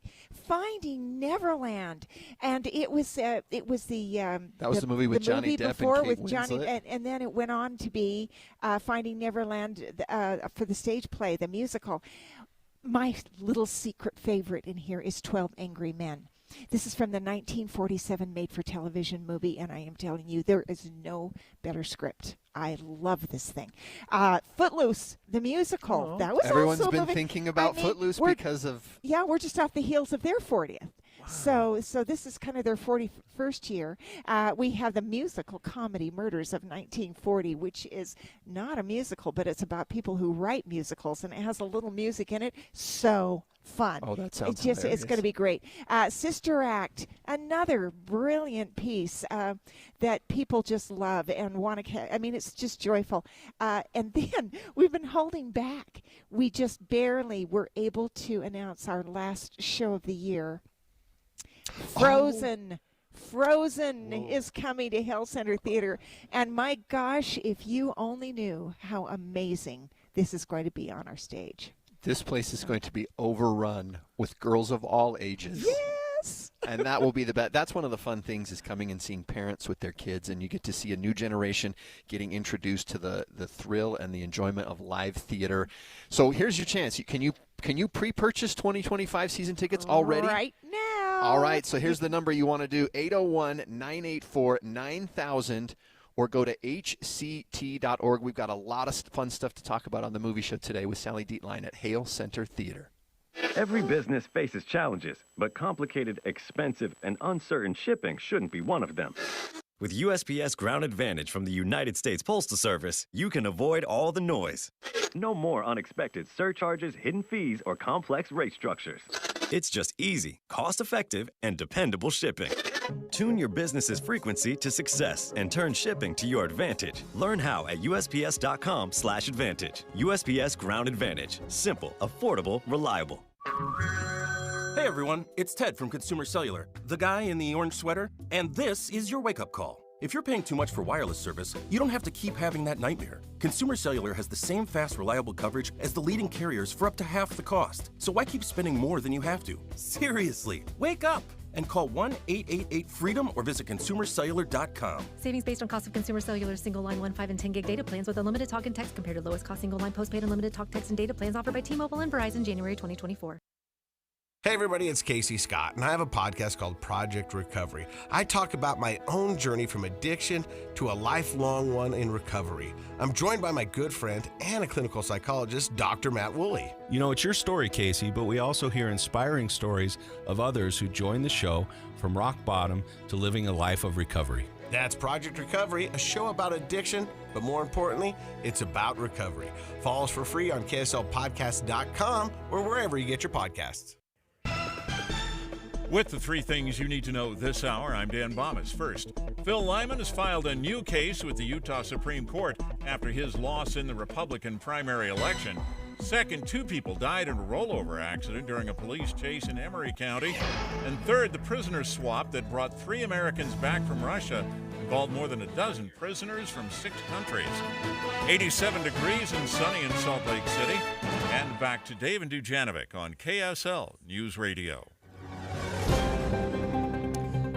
We have breaking news here on the Dave and Dujanovic Show. Taylor Morgan and Greg Skordas filling in today for Dave and Debbie. Greg, I'm so lucky, so happy you are here by my side to cover this breaking story.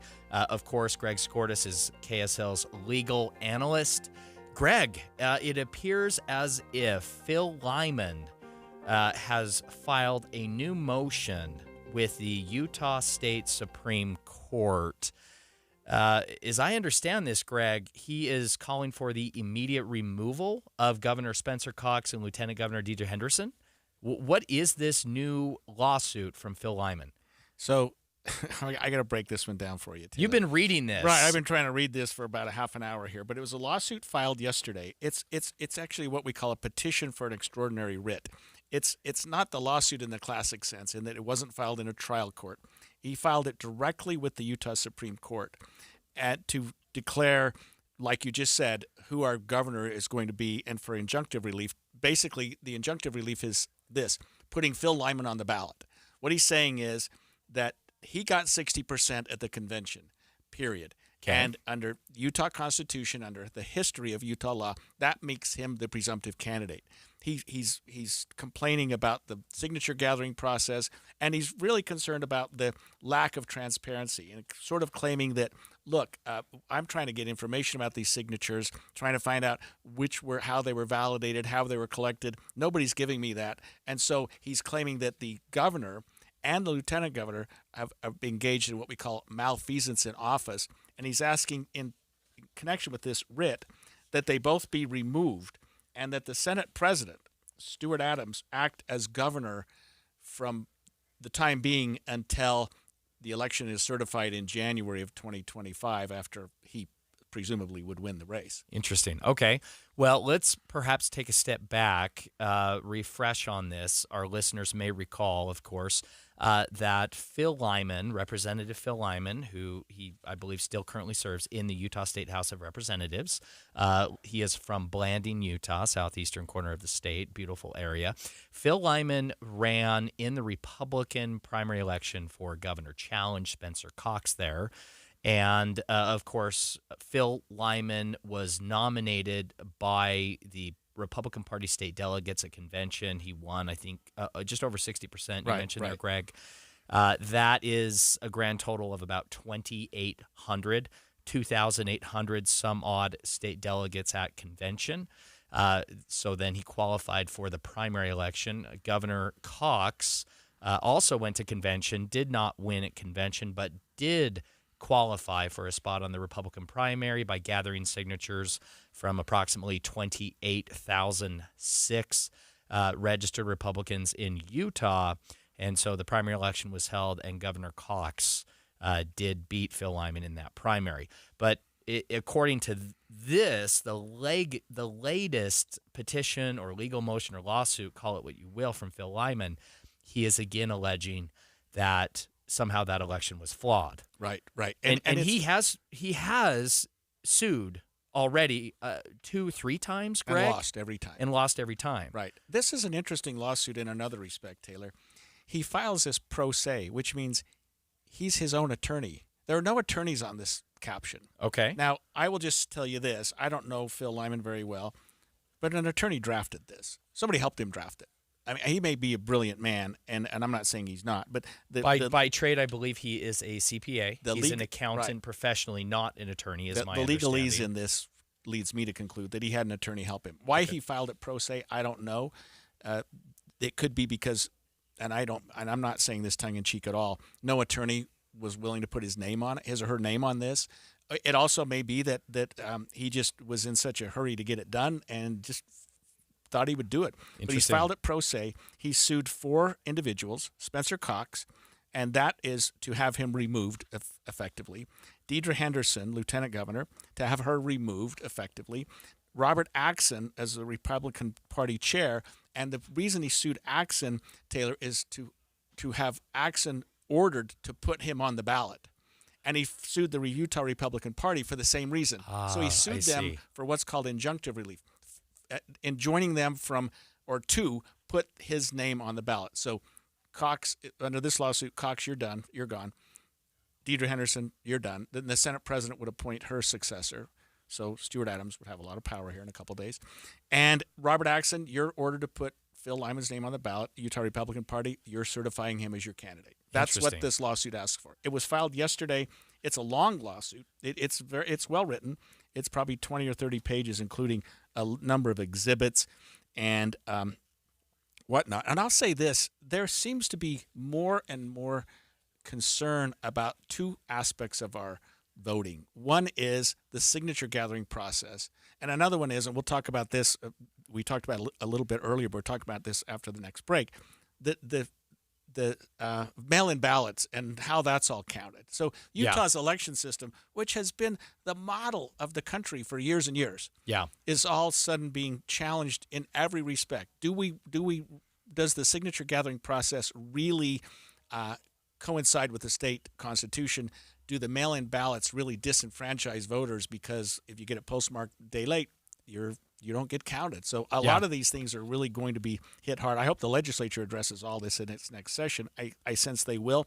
But right now, Phil Lyman has filed a petition with the Utah Supreme Court to have him put on the ballot, Governor Cox removed from the ballot, and Governor Cox removed from the governor's office. One of our justices has already recused himself. That is Justice John Pierce, because of his relationship with Jennifer Napier Pierce. Well, and speaking of that recusal and conflicts, I should probably, just for transparency's sake, disclose that I still serve as the executive director of Count My Vote. That is a Utah-based organization that added the signature path for ballot qualification back in 2014. So just want to be transparent about my conflict there. Of course, certainly it's safe to say, Greg, I'm a big fan of the signature path. I would point out that Utah's had the second highest rate of voter participation increase in the entire country since 2014 because of the signature path and also by-mail ballots.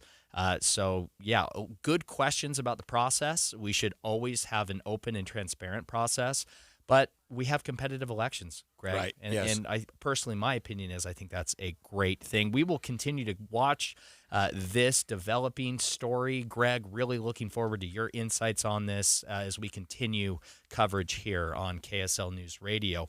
Coming up right after the break, we are going to have a conversation with Iron County Clerk John Whitaker about the latest in Iron County's recount of the 2nd Congressional District primary election. It's 10:30 at KSL News Radio. I'm Dan Bomas. KSL's top story this hour. We have breaking news. Former candidate for Governor Phil Lyman has filed a new petition directly with Utah's State Supreme Court. KSL legal analyst Greg Skorda says this is another way Lyman's trying to get his name on the general election ballot after losing in the primary. He's claiming that the governor and the lieutenant governor have engaged in what we call malfeasance in office, and he's asking in connection with this writ that they both be removed and that the Senate president, Stuart Adams, act as governor. And Skorda says Lyman is acting as his own attorney in this lawsuit. In other news, crews have been working hard at containing fires burning across the state, and they're making progress. The Little Twist fire now 85% contained after burning 5,300 acres. The Silver King fire has burned 18,000 acres, but it's now 88% contained. There are other smaller fires still burning, like Spring Hollow and the Sheep Rock fire, both still under 200 acres. Our top national story this hour from ABC News. We have new details on the assassination of a top Hamas official in Tehran. Sources telling ABC News the explosive device he used was smuggled into his room 2 months ago. Here's ABC's Matt Rivers in Tel Aviv. One of those sources saying the bomb was smuggled inside the Islamic Revolutionary Guard Corps guest house roughly 2 months ago and was detonated just before 2 a.m. local time on Wednesday, once it was confirmed that Hania was in the room. Iran has threatened retaliation against both Israel and the United States. And our weather, well, we're going to see some really hot weather coming up along with the smoke. We should also mention that our stock markets are down significantly, 765 points on the Dow right now, 407 on the NASDAQ. KSL News Time, 10:32. You know what's great about KSL's traffic coverage? Trained traffic reporters and real listeners. Trading information and making the commute safer and faster for everyone. Every 10 minutes on the nines, we have you covered on KSL News Radio. Be advised, this is your opportunity to save up to 40 to 80% on a hot tub or swim spa. This weekend only, today through Sunday. Utah State Fair Park. Be advised, this is your opportunity to save up to 40 to 80% on a hot tub or swim spa. This weekend only, today through Sunday. Utah State Fair Park. 18-month interest-free financing. Our factories have demanded we sell 1,000 hot tubs and swim spas this weekend. Utah State Fair Park. Huge factory incentives, factory rebates, this weekend only. Utah State Fair Park. We can remove your old hot tub. Free delivery of your new hot tub. Hot tub starting at $2,999. Utah State Fair Park.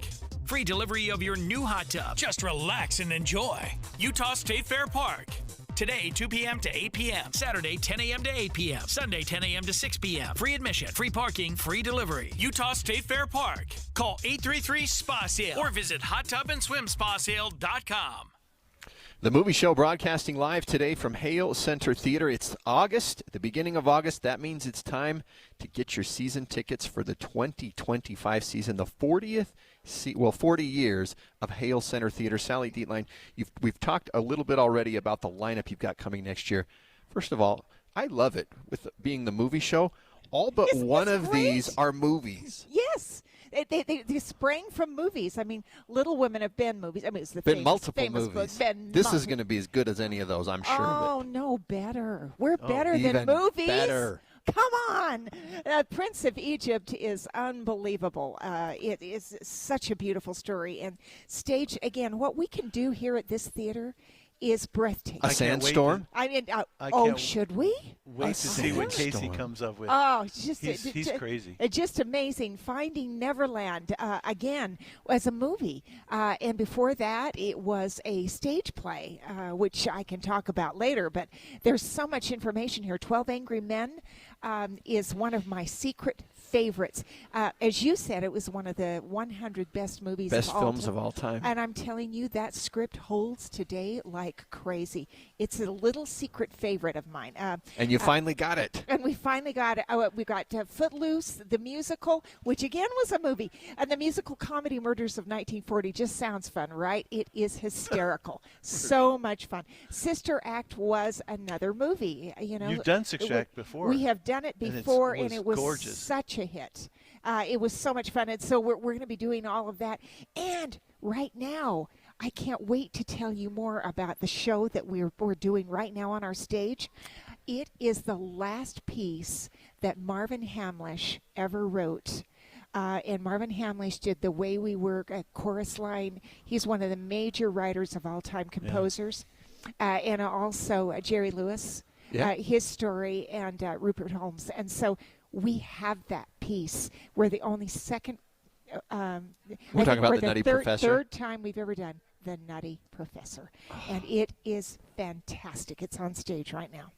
Well, I love that. And so here's how you can get tickets: hct.org, and that way you can pick your own seat. Yes. 801-984-9000. Yes. You can have somebody help you get the seat. Now, here's the thing: for the 2025 season tickets, starting at $55 a show, That's an unbelievable deal. I mean, you are seeing things here they cannot do in New York. True. They cannot do on other stages. And in fact, we've got a Broadway designer coming in right now, set designer, and he says, I can't do this in New York. This is the most exciting thing I've ever done. And I'm going to talk with you about him. Unbelievable stuff here. HCT.org or 801-984-9000, Hale Center Theater. Traffic and weather together, brought to you by Sinclair's Dino Pay app. Save up to 20 cents per gallon. Here's Len Thomas. Well, thank you, Dan. Heather and I sitting here, and we're hearing a couple things in the scanners. One of those is an accident, 7800 South Campus View Drive. Now, that's about 3800 West near the Jordan Landing. That's affecting a left turn lane, and it looks like that's heading toward the east. I'm not really certain there. What do you see, Heather? What does that look? West? It looks westbound to Heather, so we'll go with that right now. And also we're hearing of a rollover that is at 9180 South Redwood Road rollover. We're not seeing that in the cameras just yet, so taking a look at that. Len Thomas in the KSL Traffic Center. Smoky sunshine again today with a high around 101, 102 tomorrow, 99 on Sunday. Some of that smoke could thin out during the weekend. 88 degrees and sunny right now. I'm Dan Bomas from the KSL Common Spirit Health Studios. Listen online at kslnewsradio.com for Utah's news, traffic, and weather station. Dave and Dujanovic, your morning companions for talk, analysis, and key perspectives on Utah's biggest stories on KSL News Radio. Welcome back to Taylor Morgan and Greg Skordas filling in this morning for Dave and Dujanovic. And Taylor, it's been an interesting morning to say the least. Yeah. Last-minute lawsuits and whatnot. An hour ago, we had a really interesting interview with Salt Lake County Clerk Lanny Chapman. Yes. And she described the process that Salt Lake County had gone through in recounting their ballots. And I think that when you finally sort of pinned her down, it was one extra vote for Celeste Malloy. Right. There were 5 votes that they counted in Salt Lake County, if I understood her correctly. Yeah, ballots that had been rejected previously because at the time in the first count, of course, and we're talking about the Utah Republican primary for the 2nd Congressional District. Right. A recount was requested under state law. That recount is ongoing in 13 counties. It was concluded in Salt Lake. But ultimately, Lanny Chapman, Salt Lake County Clerk, said they found those 5 ballots that had been rejected because of questions around the voter signatures. Right. Let's actually listen to the audio. She'll explain it best for the listeners. So no mistakes were made. However, in doing a second review, looking at the uncounted ballot envelopes that were challenged, I had a team of 2 full-time employees review all of those rejected CD2 ballots that were not cured before the canvass. And they were able to look at them, and we found a couple that reasonably could be considered to be that voter signature. So we've added them to our count. Based on that, we had 5 additional ballots, bringing our total in Salt Lake County CD2 race to 17,331 ballots cast. So, yeah, and I think you articulated it really well. So 5 extra ballots, 3 went to Malloy, 2 went to Colby Jenkins. So, in fact, Malloy's lead increased by a single vote. I mean, I think she was up by 214 now with this recount. And this is just Salt Lake County. Correct. There are, 13 involved in 13 the total. district? Yes. That's not gerrymandering, is it? Anyway. Hey, Greg. Sorry. Hey, now. I'll get away from that. But, okay, so the other counties all have to do the same thing. Salt Lake County did theirs quickly, and I think that Lanny told us it has to be done within 7 days. Let's go south. Let's go west to Iron County and talk to the county clerk there, John Whitaker, about how that process is going there. John, thank you for joining us this morning. Good morning, and I just have to say Lanny's one of my favorite people.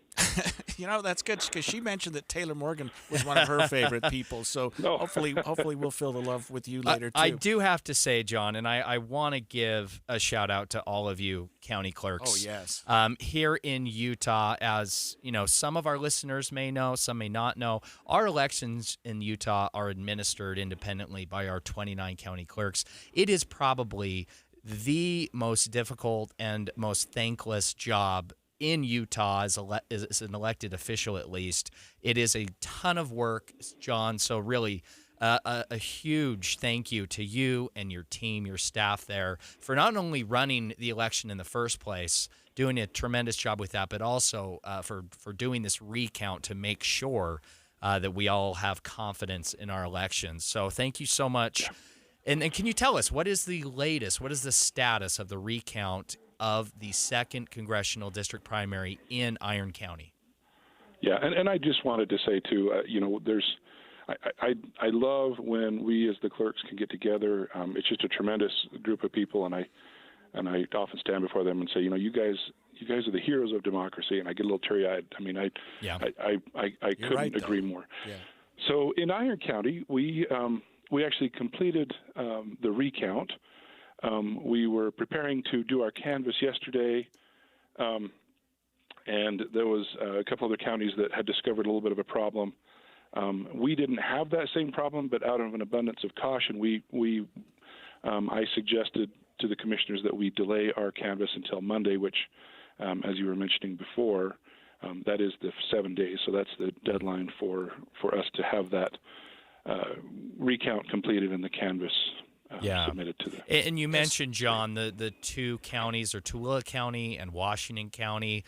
We actually have a press release from Lieutenant Governor Deidre Henderson just pointing out that in those counties, they were pausing the recount just to double check and make sure that everything was being done appropriately and legally, and that that recount will be done by Monday, August 5th, as you mentioned. So just so our listeners know what we're talking about. John, let me ask you a question. Yeah. You mentioned recount and canvass.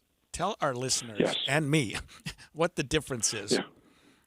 Okay, so in every election, we have certain events that happen. I mean, most of us think, oh, it's election day, I'm going to go vote, and that's great. But there are a series of events that happen. So leading up to each election, there is what's called a logic and accuracy test. It's a public demonstration done by each of the clerks each time. And what we do is we put our machines through our paces. One of my colleagues always says, I can sleep well once I know that all of the machines are talking to each other right and all the counts are what you expect. You basically have a test set of ballots that you run through the machines and make sure the results are what you expect. And then we have, where Utah is an all-by-mail state, we actually maintain our voter rolls the whole time, but also we have this national change of address database that we double-check against. So if you've moved and haven't told us, we can pick that up, and rather than waste taxpayer money on sending you a ballot when you're no longer at that address, we'll actually send a confirmation to your new address. And then finally, we have, as the ballots come in, we have the signature check. There are different economies of scale in the different sized counties. In my county, we happen to have my deputies, and you have to have a special training to do this, but they're the ones that receive those ballots in and check those signatures.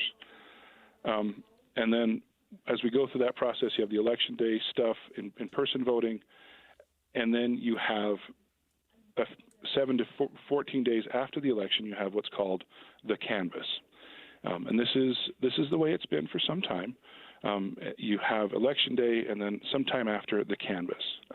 Even before Utah was vote by mail, we had absentee ballots that would come in. And so you want time for those to come in.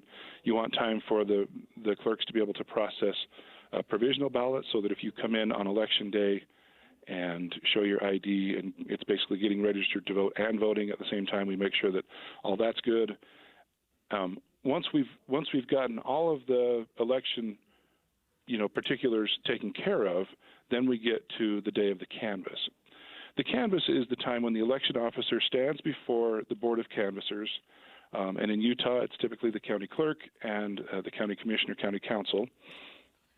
And the clerk basically goes through the statistics of the election, talks about any anomalies that happened, talks about how the election went, and then the board of canvassers, after reviewing that, will approve the results of the election, and then for municipal elections, those are done at the city level, and for the statewide elections, then we transmit those. Yeah, that makes a lot of sense. Okay, I just didn't understand the difference. You made it really clear, John, and we appreciate you joining us this morning.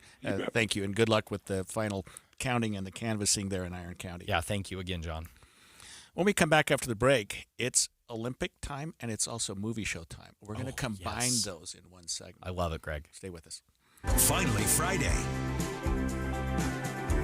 Tell you about a feeling.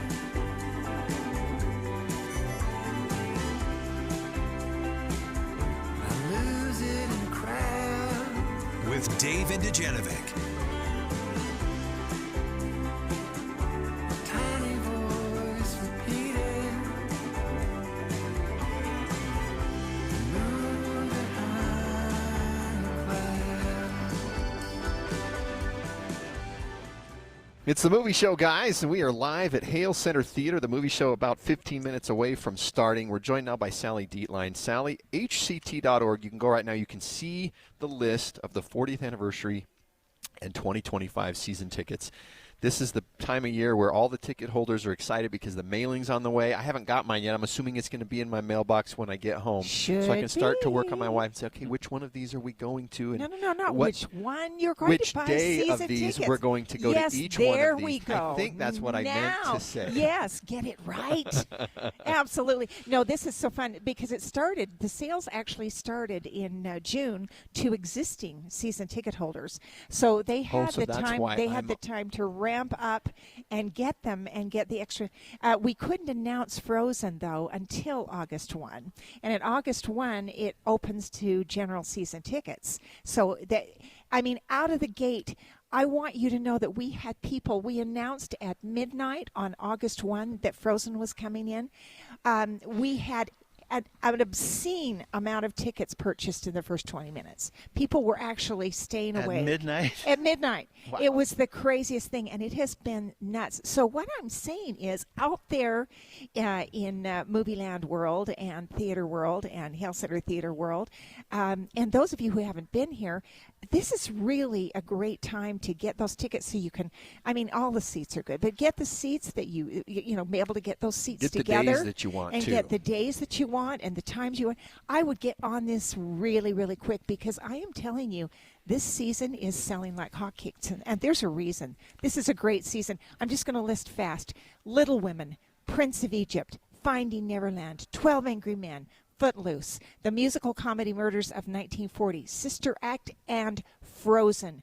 You cannot get that kind of a list anywhere right now. It's absolutely obscene. It's so good. That is an incredible lineup. And tickets start at $55 a show. And here's the other great thing. If you're new to the Hale Center Theater world, the regulars all know this. But if you're new, children up to age 17, half price. Always half price. We are committed to making sure that families can be here. So not only are the adult tickets are way below market value for what you're getting here, because we're very concerned about that people can come and enjoy this, but also we want to make sure they can bring their kids. So hct.org or call the box office at 801-984-9000.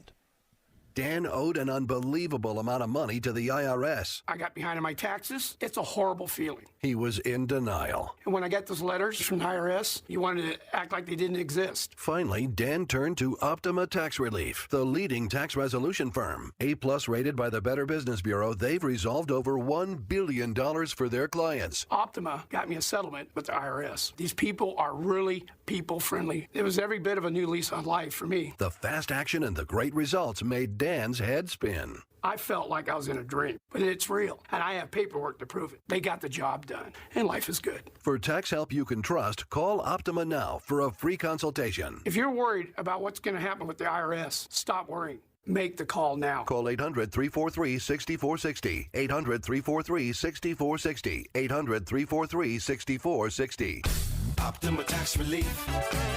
Testimonial from an actual client. Some restrictions apply. For complete details, please visit OptimaTaxRelief.com. Getting help with plumbing repairs is easier than you think. All you have to do is call Any Hour Services or schedule an appointment at anyhourservices.com. No one helps more homeowners than Any Hour Services. With the three things you need to know this hour, I'm Dan Bomas. First, Phil Lyman has filed a new case with the Utah Supreme Court after his loss in the Republican primary election. He's demanding, among other things, that Governor Spencer Cox and Lieutenant Governor Deidre Henderson be removed from office. Second, the Tooele County clerk has discovered a problem with ballots as the recount continues. for the Republican primary in Utah's 2nd congressional district. And third, markets are down today because of a weak jobs report, but President Biden says that could be good news. Right now, 90 degrees and sunny in Salt Lake City. Back to Dave and Dujanovic on KSL News Radio. Dave and Dujanovic. Welcome back to Dave and Dujanovic. Taylor Morgan and Greg Skordas filling in today for Dave and Debbie. Greg, it is always a treat to host with you. It is always even more fun on a Friday morning when we get to talk about movies with Andy Farnsworth and Steve Sells, KSL Movie Show hosts. Andy and Steve, we have to talk about Olympics. And when I Wait, why? Well, just kidding. Hey, listen. Because it's our show. Yours starts in a few minutes. There are a lot of great Olympic movies, right? Greg and I were talking about this morning before we started the show, kind of sharing some of our favorites. Greg, you have some hot takes on Olympic movies. Yeah, Andy, I'm just going to put you on the spot here a little bit. Okay. And I'm going to ask you what Greg's favorite movie is from this. Well,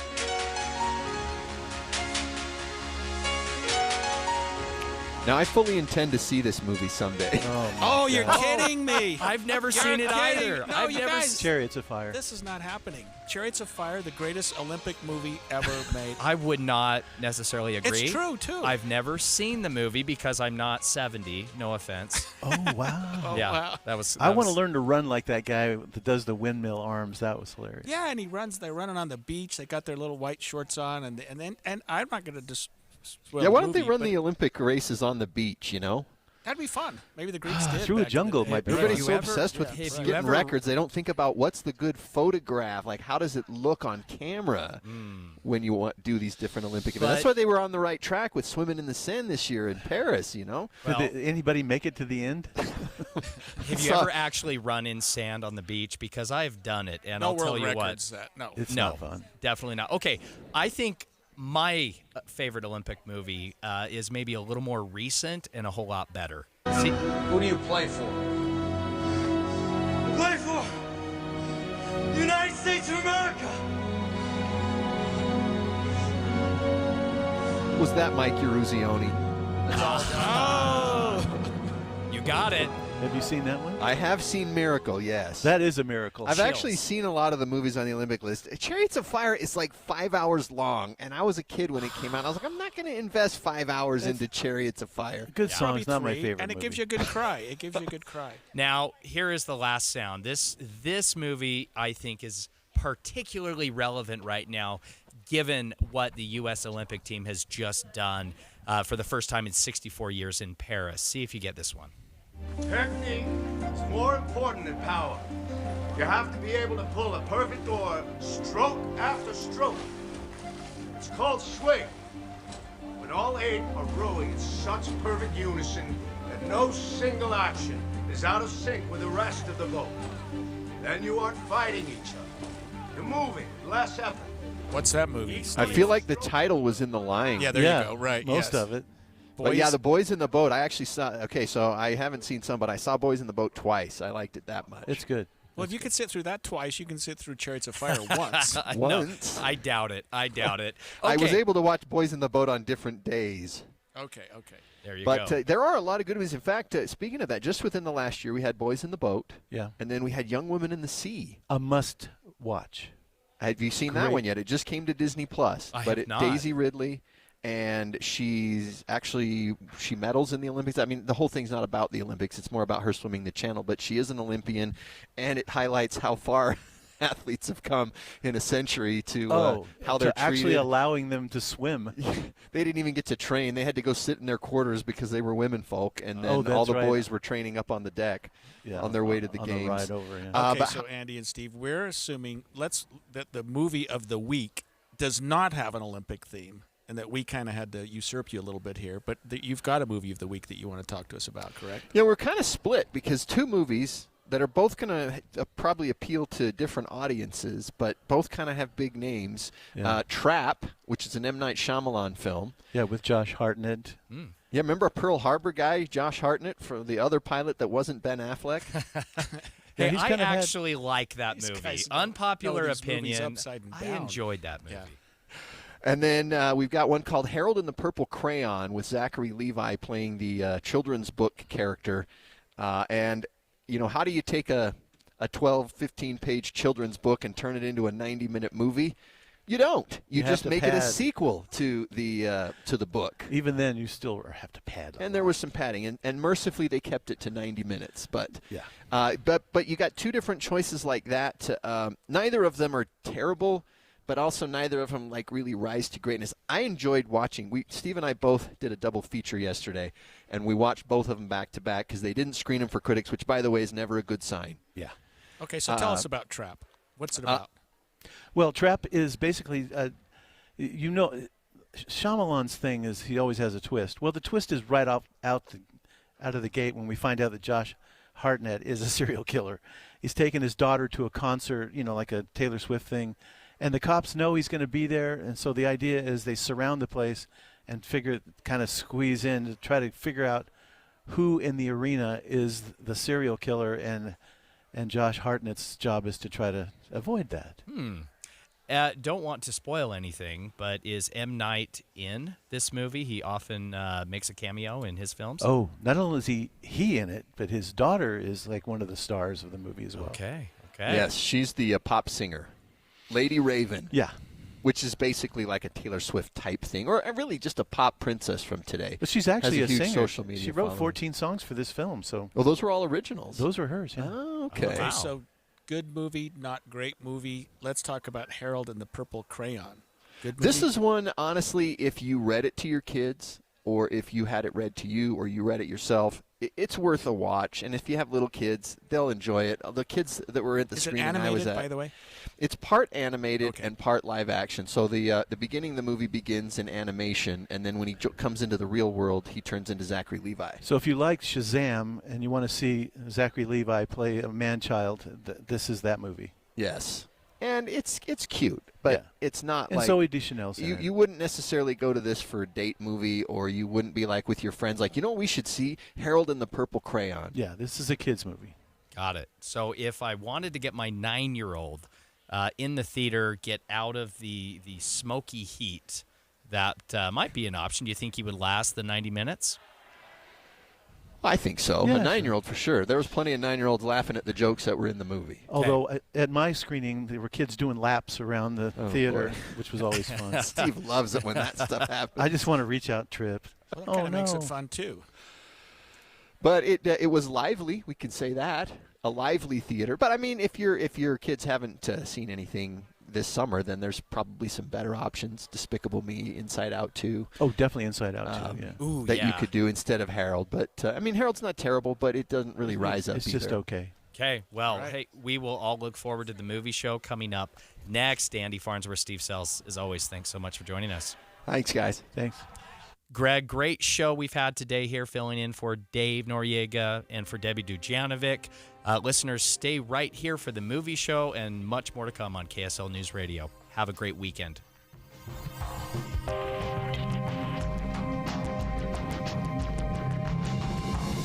KSL FM Midvale. KSL Salt Lake City. From the KSL Common Spirit Health Studios, this is KSL News Radio. Utah's news, traffic, and weather station. It's 11 o'clock at KSL News Radio. I'm Dan Bomas. KSL's top story this hour. Breaking news about a petition filed with the Utah Supreme Court by the man who lost to Governor Spencer Cox in the Republican primary. Phil Lyman now trying to remove the governor from office. KSL legal analyst Greg Skorda says Phil Lyman filed a lawsuit with the state Supreme Court saying the governor and lieutenant governor should be removed for malfeasance. He sued 4 individuals, Spencer Cox, and that is to have him removed effectively. Deidre Henderson, lieutenant governor, to have her removed effectively. Robert Axon as the Republican Party chair, and the reason he sued Axon is to have Axon ordered to put him on the ballot.